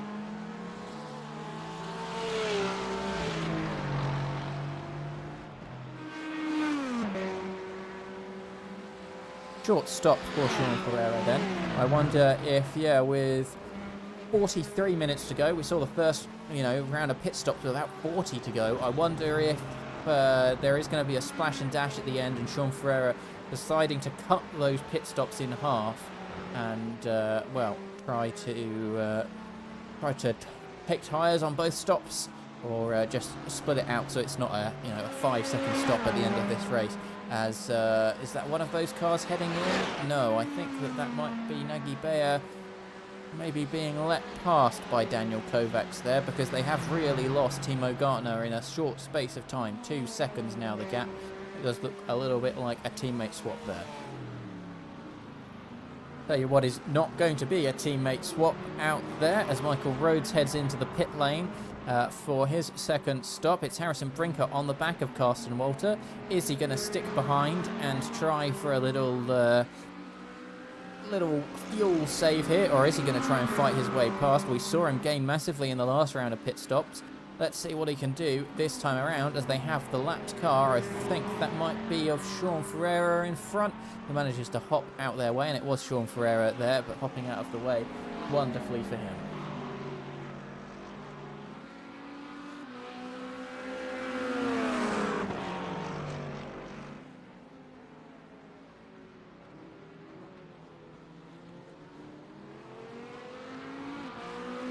JT Sawyer, our AM class and only remaining AM class driver of this race, heads into the pit lane, and he is going to not move forward in his class, but maybe try and pick up a position from Sean Ferreira overall. Of course, points in the league awarded for your overall finishing position as well as your class position. So, and you have to complete 75% of the laps of the leader to be classified. So, still reason for JT to be heading around on the track out there. And of course, we're heading to Imola next week, where hopefully people are off of their Easter breaks. And, we'll be heading back into the cockpit in order to head out on the track in what is going to be very interesting, our final sprint feature round of the season. There are only 2 rounds remaining, so got 1 sprint feature round to go and 1 endurance round left. Sprint feature round next week. I'll give you a little sneak preview. Is going to be rain coming between the sprint race and the feature race, but no rain in either of the races themselves, just in that little gap in between. Going to have some moderate level of rain in there, which is going to make it very interesting, because no one's going to be able to get the feel of the rain coming in over the circuit, as it's just going to happen in the break, as Carsten Walter defends the inside from Harrison Brinker here, and they continue as they were. A little wiggle from the McLaren, but he is looking like he's trying to fight his way past, and every race driver wants to pass on track. Doesn't want to wait for the pit lane, as Rudd School, Gabor Nagy-Bayer and Daniel Kovacs are into the pit lane right now. And, we've got another 5 drivers who still need to make their second stop. They're all out there on track, and they're the top 5 as it stands. Saw Jan Hilden going very long on his last stop, on his last stint, should I say, an extra lap versus everybody else. But of course that didn't exactly work out for him, because, he had to coast down the pit lane with the car running out of fuel about 50 metres before his box. Have a look here. We can see everybody's pit strategy as it stands, and you can see that extra lap that came out from Hilden. That means he can go a lap longer in this stint even without pushing it, and that's going to push them, both of these at the front over that 40 minutes mark, and they might not need a splash at the end of this race. And 18 laps completed. We can expect them to come into the pit lane this time around if they haven't been able to save an extra lap of fuel, which they've both been pushing reasonably hard, so, well, I very much doubt it. And will we see them both head into the pit lane now? Yes, we absolutely will. And who is going to win out on the pit lane battle between Carsten Walter and Harrison Brinker? Well, they're very close together on that pit entry, but probably as close together as they were on track as well. You can see it on the timing tower, 10 metres between them. Pretty close, as Jan Hilden is going to come through once more, and I think take the lead of this race, unless he heads to the pit lane himself. He does not. He carries on once more and heads his way into the lead of this race. Timo Gartner's in, and once again, for a second time round, Jan Hilden, who's going longer than everybody else, but he has only done 18 laps. Unlike his first stint of 19, will he risk it once more of potentially running out of fuel? Of course, the bonus now for him is that he has to pick up one less lap of fuel to make it to the end of this race. And, potentially, 2 if he's able to make another 19-lap stint work. But he hasn't been fuel saving on this stint, of course, since that accident when he came in the pit lane. He hasn't really had anybody that he can draft and peek behind as it goes. We can have a little look at our 2 de facto race leaders. If we head back to Harrison Brinker here, where is he in comparison to Carsten Walter? It is going to be Harrison, who's another 2 seconds ahead. He's able to extend that gap, and well, we should be able to see from the pit lane, I do believe, if I can find the right strategy button here. We can look at our pit lane time here. We can see, I don't think it's going to tell us until they come around the next lap, but we can certainly see it if we just pop it out on the timing tower. And well, we can see that it was actually the gain in the full stop time for Harrison Brinker there. He gained 1.5 seconds in his stop, and well, the gap's extended to 2.4, so maybe a little bit gained in the exit of that pit as well. It's worked nicely for him to move his way out front.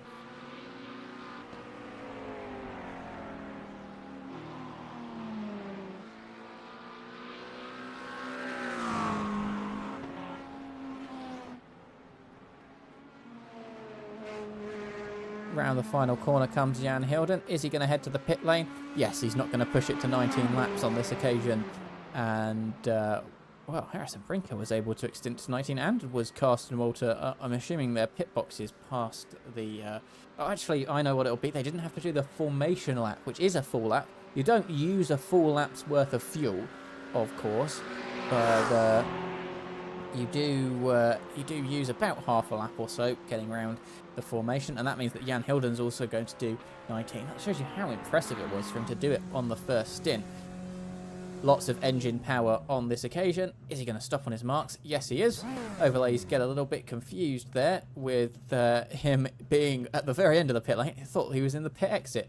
No, he is picking up a fresh set of tyres out there as well.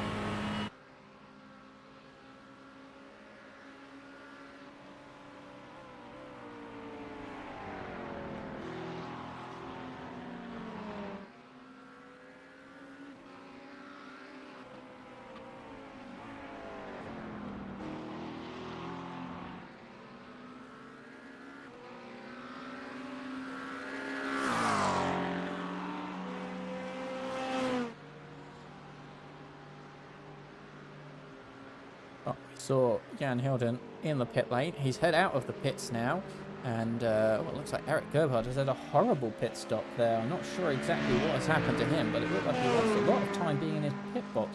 Potentially picked up a pit lane speeding penalty, I do believe, and well, that has set him all the way at the back of the field, but that was an excessively long amount of time. I'm trying to see when he entered the pit lane.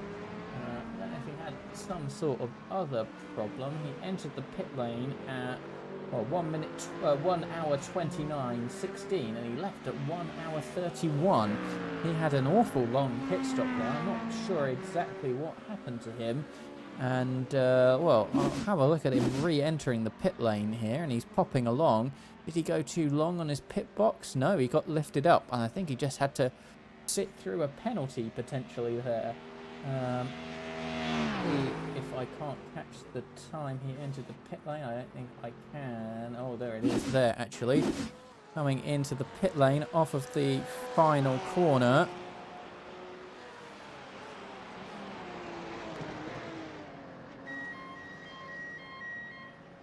Not exactly sure whether he got any sort of unsafe pit entry. Didn't look like he was speeding that excessively. We can see whether he crosses over the white line here. No, all looks absolutely fine, and looks like he's slowed down appropriately for the line. I'll be interested to know exactly why he had to wait in the pits for so long there.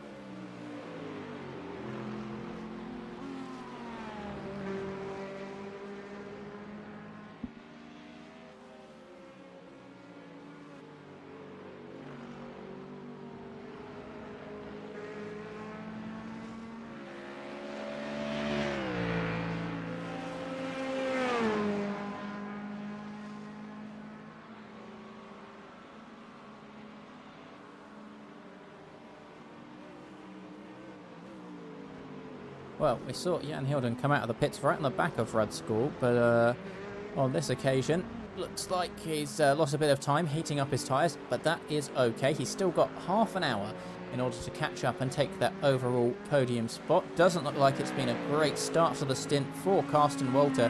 4 seconds back from Harrison Brinker, is about 2.5 seconds when he came out of the pit lane. Not sure if he's having to do a bit of fuel saving to make sure he makes it to the end. Very interesting to see how he's lost so much time when he has been able to stick with Harrison for the majority of this race. Don't forget, Harrison Brinker started in P6 off the grid, and well, we've only lost one car from this race, and Kip, all due respect to him, wasn't really challenging Harrison in terms of pace during this race. So yeah, a really great recovery for him thus far, as Timo Gartner is going up having an incident. I think he might have just gone off the track a little bit. Indeed, I think he was also getting a bit distracted being out there by himself and was taking the regular track layout and getting caught out by the fact that we've added a new chicane for this event.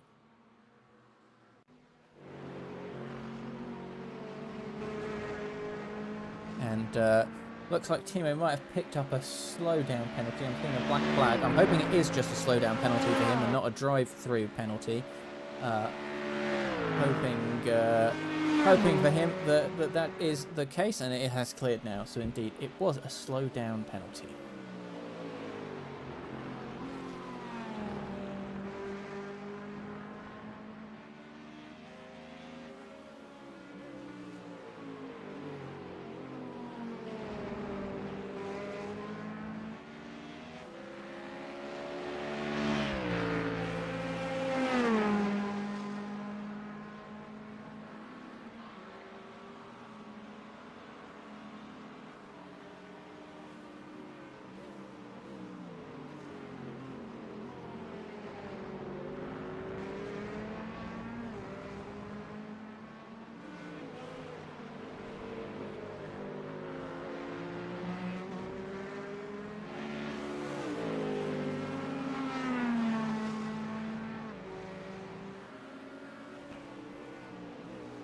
John Ferreira back in the pits then, must be for his final stop of this race, using a lot of fuel in that car, unfortunately for him, and well, he is going to be the only Mercedes out there today, so that must be a very fuel-thirsty car around this track. We've got quite a mix actually of McLaren, Chev, Ford and Porsche. It's much of a mix, as you can see in iRacing fast cars these days. Oh, and of course the Aston Martin of Gabi Nagy-Beyer in there as well, for good measure.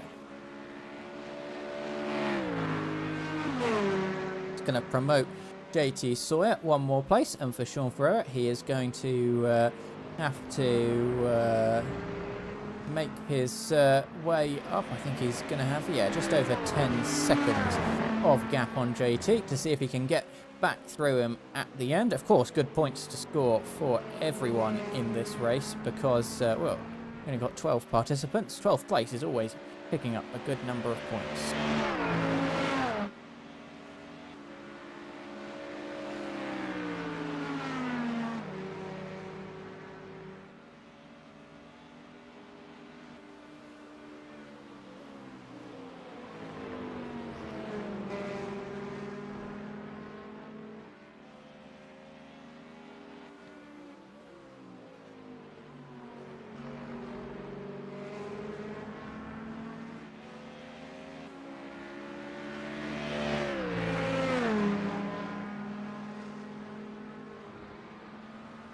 Once again, we're seeing Jan Hilden make gains forwards after that accident and long pit stop earlier in the race. Jan chasing down Rudd School here and, well, now under that second mark.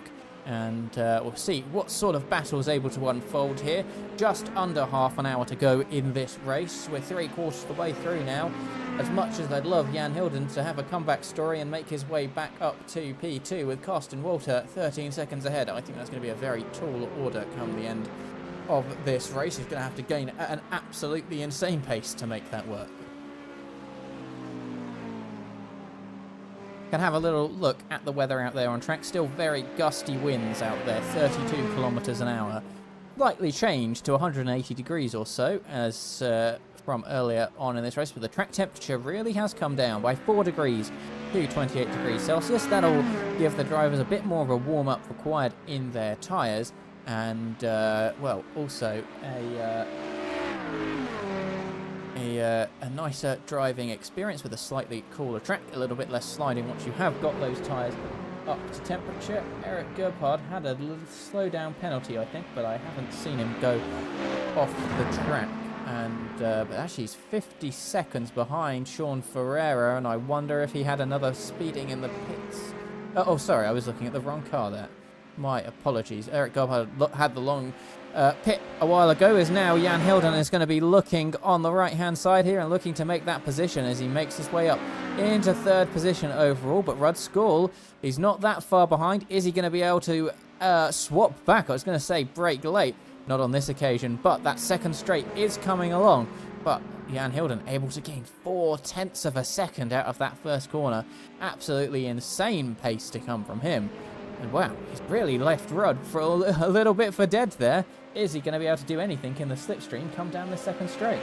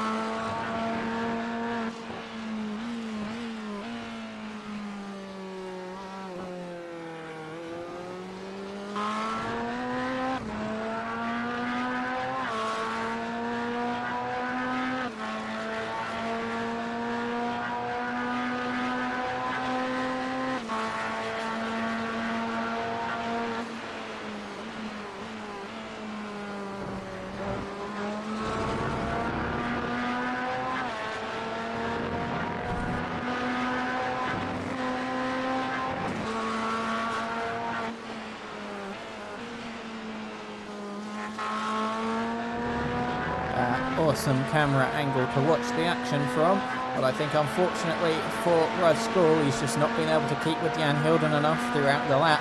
That's left him a second back, and well, that is probably going to put a dampener on him trying to catch back up and re-overtake. You can see he's gaining a lot of time, about 1/10 of a second down that straight, but as soon as you're outside that 1.2 second window, as he is now, you kind of lose that opportunity to get any sort of good slipstream. And indeed, 2.5 tenths or so is his loss in Sector 1. I think that's unfortunately going to continue on the rest of the lap.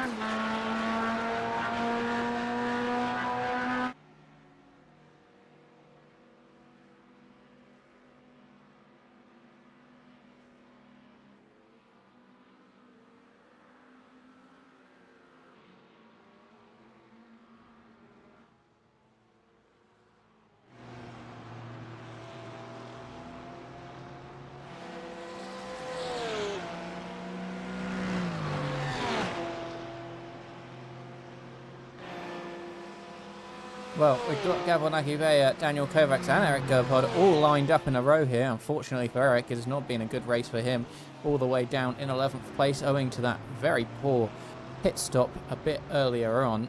And, well, are we going to see, now that these two are kind of separated from the rest of the pack, a little battle before this race ends? Or are they just going to keep it clean and make sure they get both their cars home? And, well, that's to be seen with 20 minutes to go. Michael Rhodes, has he got a slowdown, or has he unfortunately picked up a drive-through penalty? We haven't seen anybody today pick up a drive-through penalty as far as I'm aware. Normally we've got Zach keeping track of all that stuff, and well, Michael Rhodes drops that. So I think that he might have instead had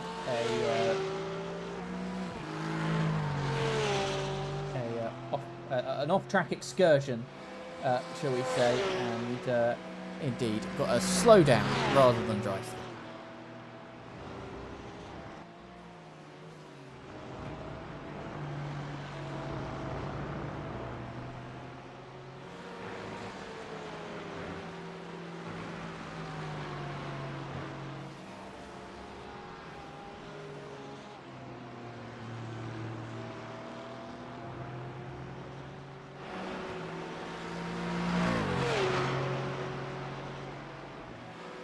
Daniel Kovacs then getting very close on the back of his teammate of Gabor Nagibeya.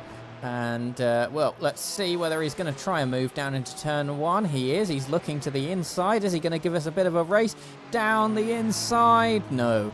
No chance of getting past on this occasion. But he does have that second straight all to catch back up. But he's lost quite a bit of time down the first pit straight there. You have to gain quite a lot back. But the Porsche is great in those kind of traction zones and getting away nice and quickly. Definitely one that's hard to get past around slower tracks, such as Miami. He's looking maybe a little bit too far back to try any sort of move on this occasion, unfortunately. He does have a little fake to the inside, but indeed nothing on this occasion.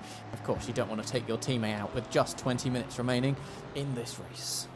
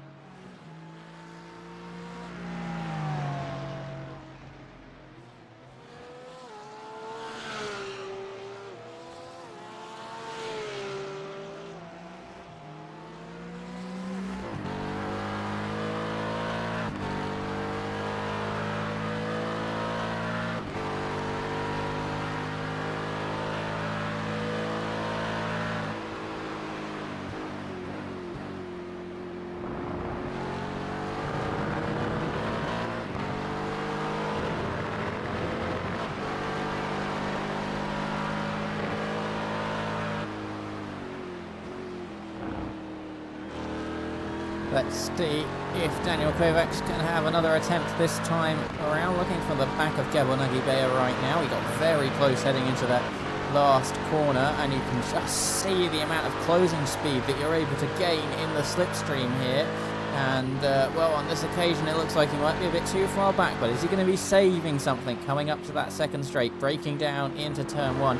Just see that Porsche leaning in. You can see the front almost scraping the ground. That's how That's how close the suspension you've got to run. You just see it kind of rubbing almost along the ground off the suspension. 4.5 tenths is the gap as it stands right now, but I think Daniel is a little bit too far back once again, and they're going to have to wait another lap to kind of get round back to this straight. So you've just got to stick with them through that tricky turn 1, well, 2-ish and 3.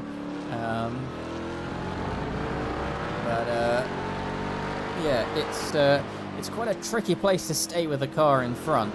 I mean, maybe the Porsche is one of the better cars at it. It's quite light and nimble, but you can just see how difficult it is.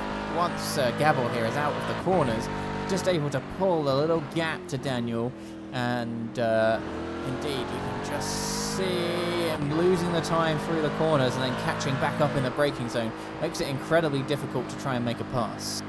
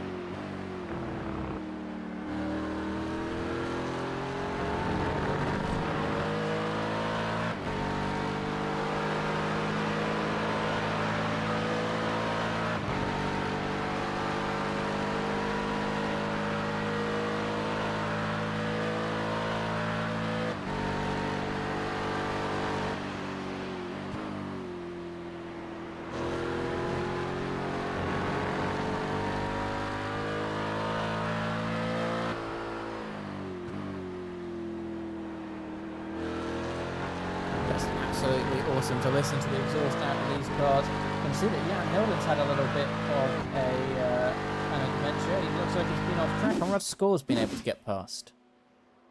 Oh, once again through that tricky turn 1 and turn 2 section, it's caught a number of drivers out today.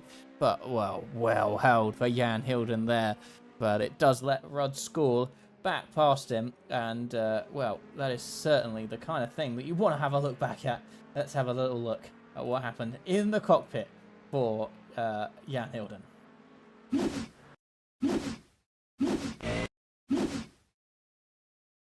And let's actually go a little bit faster in time there. We won't watch it at a quarter speed, and look, it's going. You can just see the tyre wall, but he just manages to save it there, just with the extra grip available from the gravel.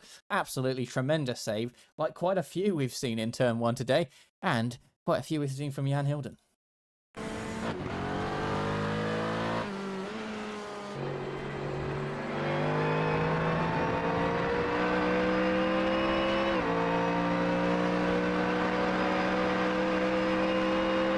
A menacing sight out the back of Rod School's car here.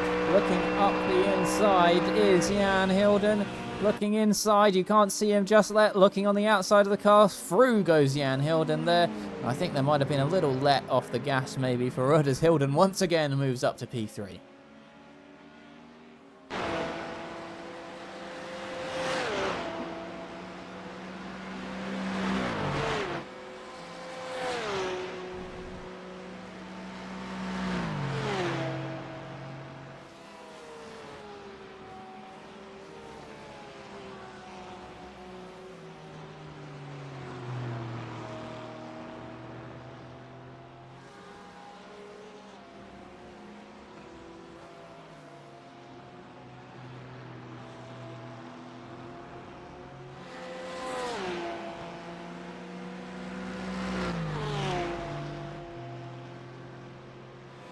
Indeed. Add it to the montage of turn 1. There have been so many different moves up there at turn 1, as down the inside was looking Daniel Kovacs for just a brief moment there. And I thought that he was absolutely going to send it and take out his teammate. But on this occasion, I think he just slams on the brakes. You're pushing the pedal through the floor at that point. But these two very close together. Rudd Skall actually close together with Jan Hilden once more in the lower half of this lap. And, well, I wasn't completely expecting him to keep on the back of Jan Hilden, especially from what we saw last time as well. But he's managed to keep with him. Maybe Jan Hilden having to save a bit of fuel in the closing moments of this race. And, well, let's see exactly what happens come the, come the start-finish straight. Is Rudd Skall going to be able to pick up some extra speed in that Ford Mustang and make his way past, maybe on this straight, maybe on the back straight as well?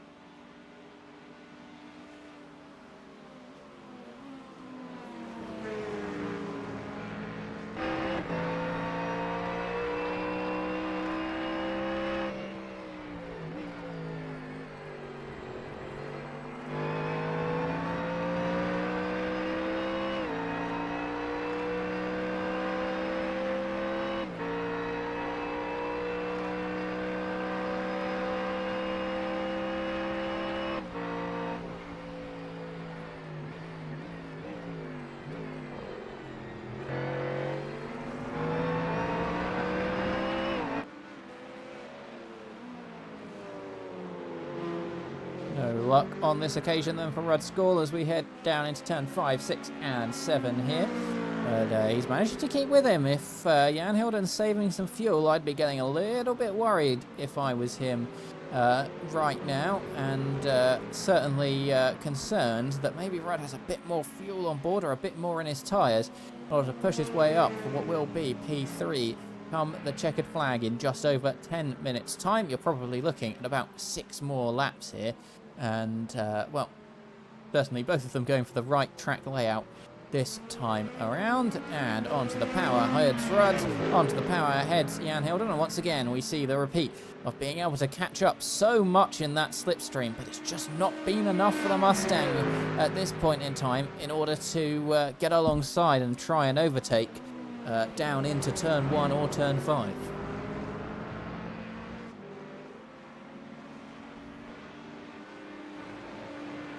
Going to the pub to watch is absolutely valid. It is a bank holiday tomorrow, of course, and indeed, I think that potentially the Easter weekend is definitely, some people aren't turning up. I mean, my Zach isn't here either. I've been by myself for the race. I think a few people have had some plans, but hopefully we get a good turnout for the end of the season. Last 2 races coming up in Imola and Portimao. I know Imola's very popular in GT3 cars. Portimao slightly less so, but still, I like it. So I think that we should see a reasonable turnout come the end of the season, especially when the championships are so close together, especially at the top of those Pro and Pro-Am classes.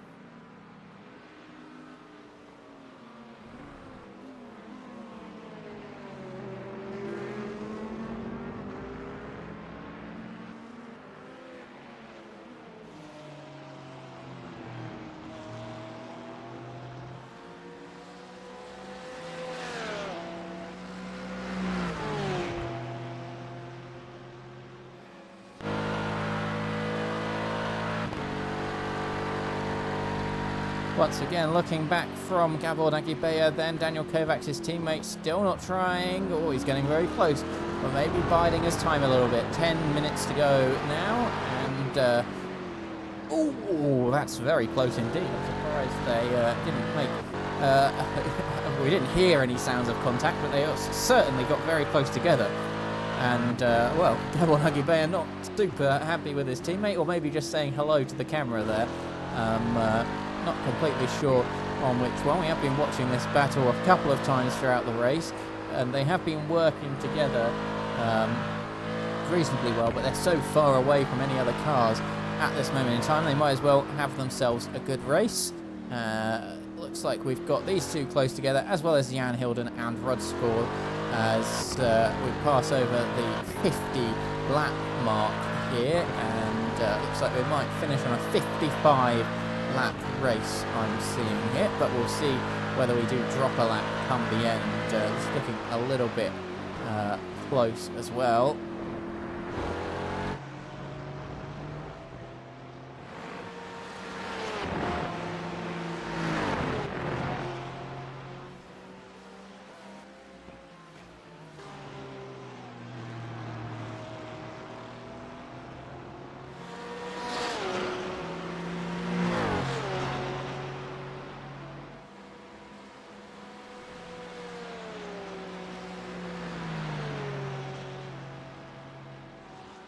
So for a moment there, I thought JT was out of... sorry, Carsten Walter was out of the race, but no, he just had a momentary blink out on our timing tower. Thanks, thank God for him, as he is now 8 seconds off the lead. He's just kind of dropped backwards ever since that pit stop sequence there. And, well, I'm seeing Rudd School get close to the back of Jan Hilden once again. But it just seems like no one's really able to overcome these 0.4 of a second gaps. It's just been persistent with Gabor Nagy-Beyer and Daniel Kovacs, who, well, maybe quite... Oh, and Jan Hilden's into the wall! Oh my God, for Jan Hilden, that has gone from bad to worse for him. Jan Hilden back to the pit lane. And that is not how we wanted to see that battle end. I don't think there was any contact, but Jan Hilden straight into the wall, potentially pushing too much. I want to go and have a look back at exactly what happened there. Rudd School has got a slow down penalty because he cut the track. I think trying not to hit Jan Hilden there. Let's go and see what happened to him. He just got too much on the grass on the outside.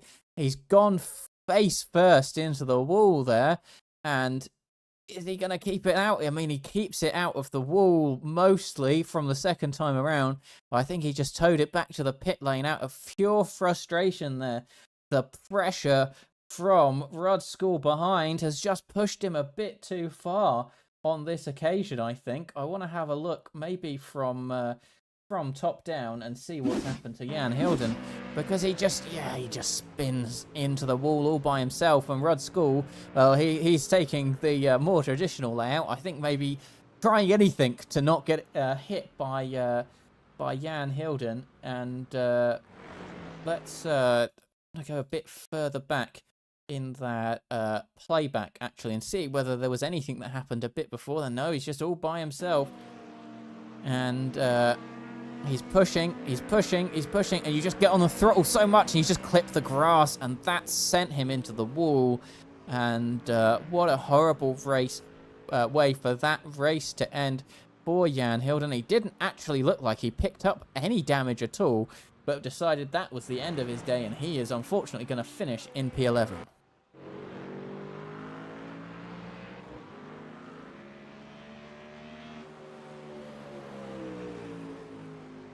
Well, it is going to be a good day if you're Rudd School today, because he's managed to pick up that third place. I mean, you can say for Jan Hilden there, so unfortunate for him. Got pressured, potentially pushing a bit too hard because he had that Mustang behind him who was pushing all he could to try and keep in that slipstream.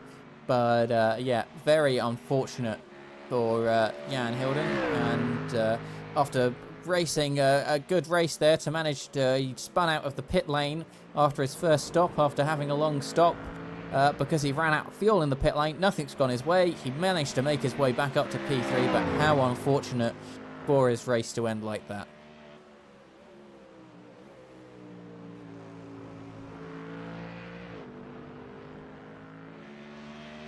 Move ourselves to some of the remaining racing action on the track then with that, and we can see Carsten Walter, who's currently P2 in this race, behind this battle between Sean Ferreira and JT Sawyer here. And well, they're in different classes, but that's not going to stop them racing hard as JT pulls his way to the inside, saying please don't come through here.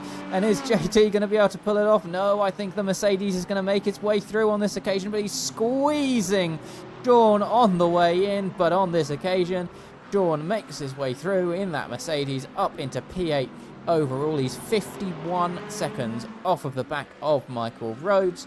So let's just say he's not going to be catching up before the end of this race. But with the exception of Carsten Walter, all our Pro-Am drivers in a little pack there.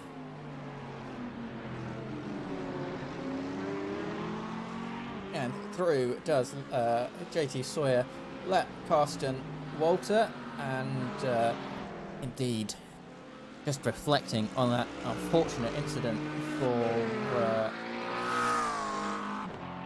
for Jan Hilden there. What a good race he had, well, a good comeback on the race he'd been. He was out there at the very front of the pack at the beginning of the race, and yeah, unfortunate for him, and might prove crucial in his championship fight at the front. We were looking at the results a little bit earlier on. That includes the drop rounds, the 2 drop rounds that are included in this series. Jan Hilden was on 1,455. Eric Gerbhard was on 1,955. But Eric, it was in P10 today, and quite a way off the lead. You can see it on the side of your screen there. That yeah, he could have had a big haul of points against Eric. Someone who will be having a big haul of points against Eric is going to be Harrison Brinker, who currently leads the race. He is only 21 points behind the championship lead, and well, it looks like he is going to be going on to another victory in DWREC. And well, there's going to be 2 laps to go, including the one that he's currently on. And, well, he had a bit of a poor qualifying today, but he has certainly driven well throughout this race. He's had a good few battles with Carsten Walter. He had to fight his way past Timo Gartner and Jan Hilden out there on the track. And, well, he has certainly driven well. I know it's very early for him in Australia, but, yeah, certainly been a good drive for a man that is probably quite sleep deprived on a Sunday morning. But he's still got another lap and a half to go, and I certainly wouldn't want to be the one to count my chickens early. And yeah, well, see what this last lap holds for him. He's got 12 seconds in front of Carsten Walter. No need to push at this stage in a race. You can just bring it home. You can almost let off the throttle at this point and coast it all the way around as he heads towards the final lap of this race.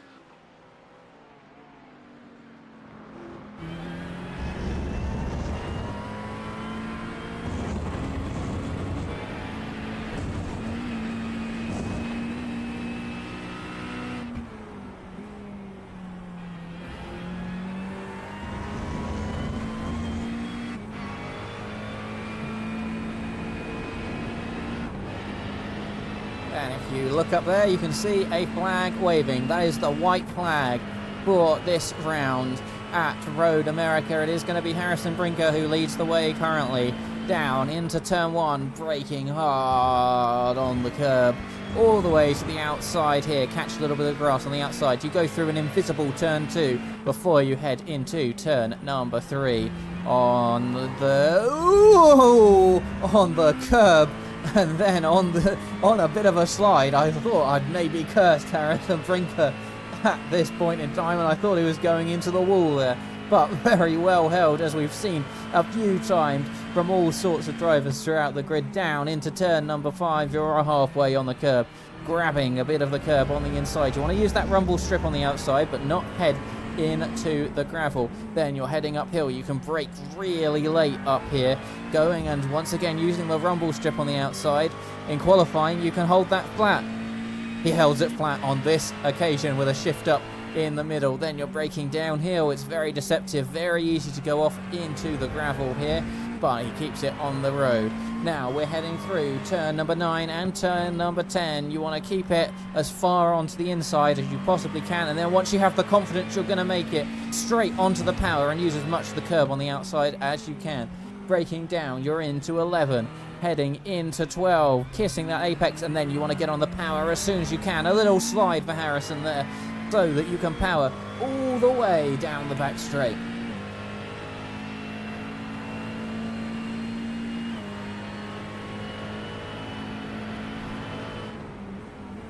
Heading down into turn number 14 here. Once again, all the rumble strip on the outside. Then you want to pull yourself all the way over to the right. Yes, the apex on the left. Use all the curb on the right. Very tricky final corner here. Not much curb before you head into the grass. And once again here, not much curb before you head into the gravel. It is once again going to be Harrison Brinker who wins in DWREC on lap number 55 of this race. Victory by 11 seconds. 2 hours of Road America. He's going to cross the line. He's almost going to lap Michael Rhodes there. And, well, Michael Rhodes had to come in for some extra fuel at the end of this race. But Sean Ferreira behind has finished the race. He's going to finish in P8. And JT Sawyer is going to take his first victory in this series, which is, well, going to be the only finishing AM class car. But he managed to make it to the finish. And that's sometimes all that counts. And heading round the final set of corners here is going to be Gabor Nagy-Beyer and Daniel Kovacs in that order. We thought maybe they were going to have a bit of battle at the end of the race, but they're going to finish as they were, and they're going to finish in line with Eric Gerhard, who has had an unfortunate race with an extra long pit stop in P10, and it's going to be Timo Gartner in P4, Gabor Nagy-Beyer in P5, and Daniel Kovacs in P6, and then still heading around the rest of the lap.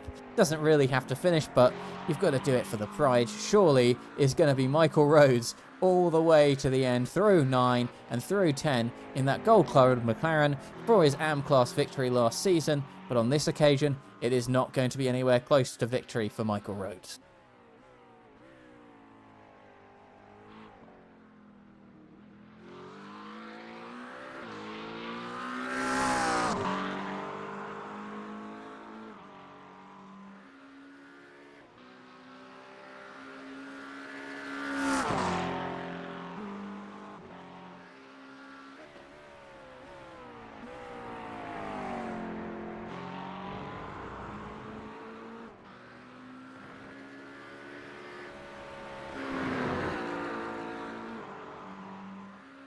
And through the final corner then for Michael Rhodes. It is going to take P7 overall after almost having an entire lap to himself. It wiggles across the line and it's going to be finishing in front of Sean Ferreira, and it's going to be P4 in his class.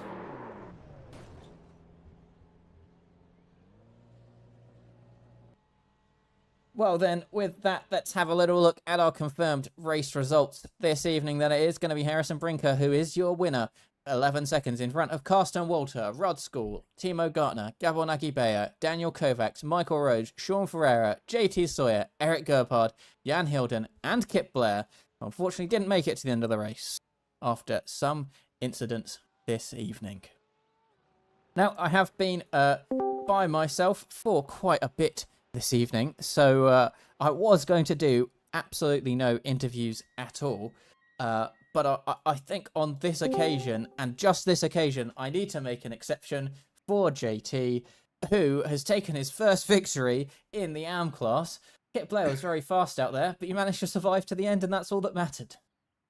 Well, survival is definitely it. A lot of cold medicine and monsters got me through today.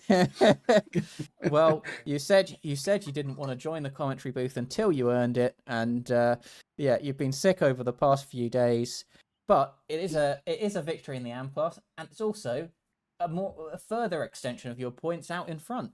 I think there might be a campaign coming on very shortly for JT to Pro-Am coming from Mike Rhodes.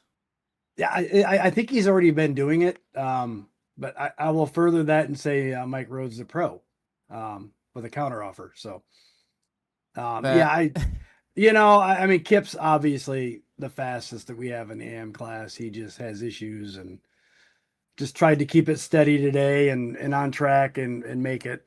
I think all week, the most time I spent in the seat was 20 minutes at one time. So I didn't even know if I'd make it the full 2 hours. So just to make it, I'm happy. Well, congratulations to you. And, well, there's 2 rounds to go. Imola and Portimao. Any favourites out of those 2? You know what? Neither one of them I know real well. So it's kind of a toss-up. It's going to be a lot of practice. Hopefully I can get them down and at least keep it on track. All right. Well, good work. Good work for even making it to the end. And, yeah. We'll see you next week. All right. Thanks, guys. All right. Unfortunately, if for the others that are in the interview room, being by myself this evening has unfortunately taken a toll on my voice, which means that fortunately we don't have time for any more interviews. I made a very small exception for JT just because I know he's been waiting so long to come and talk to us and he needed to earn it to come and talk to us as well. So I'm just going to lead that with a thank you very much for watching. Thank you very much for putting up with just me for a good couple of hours on your Sunday evening. I appreciate you coming in and joining me. Zach, hopefully we'll be back next week when we take on Imola, the final sprint feature round of the season. And of course, there's rain to come. So stay tuned, same place next week. Bye-bye.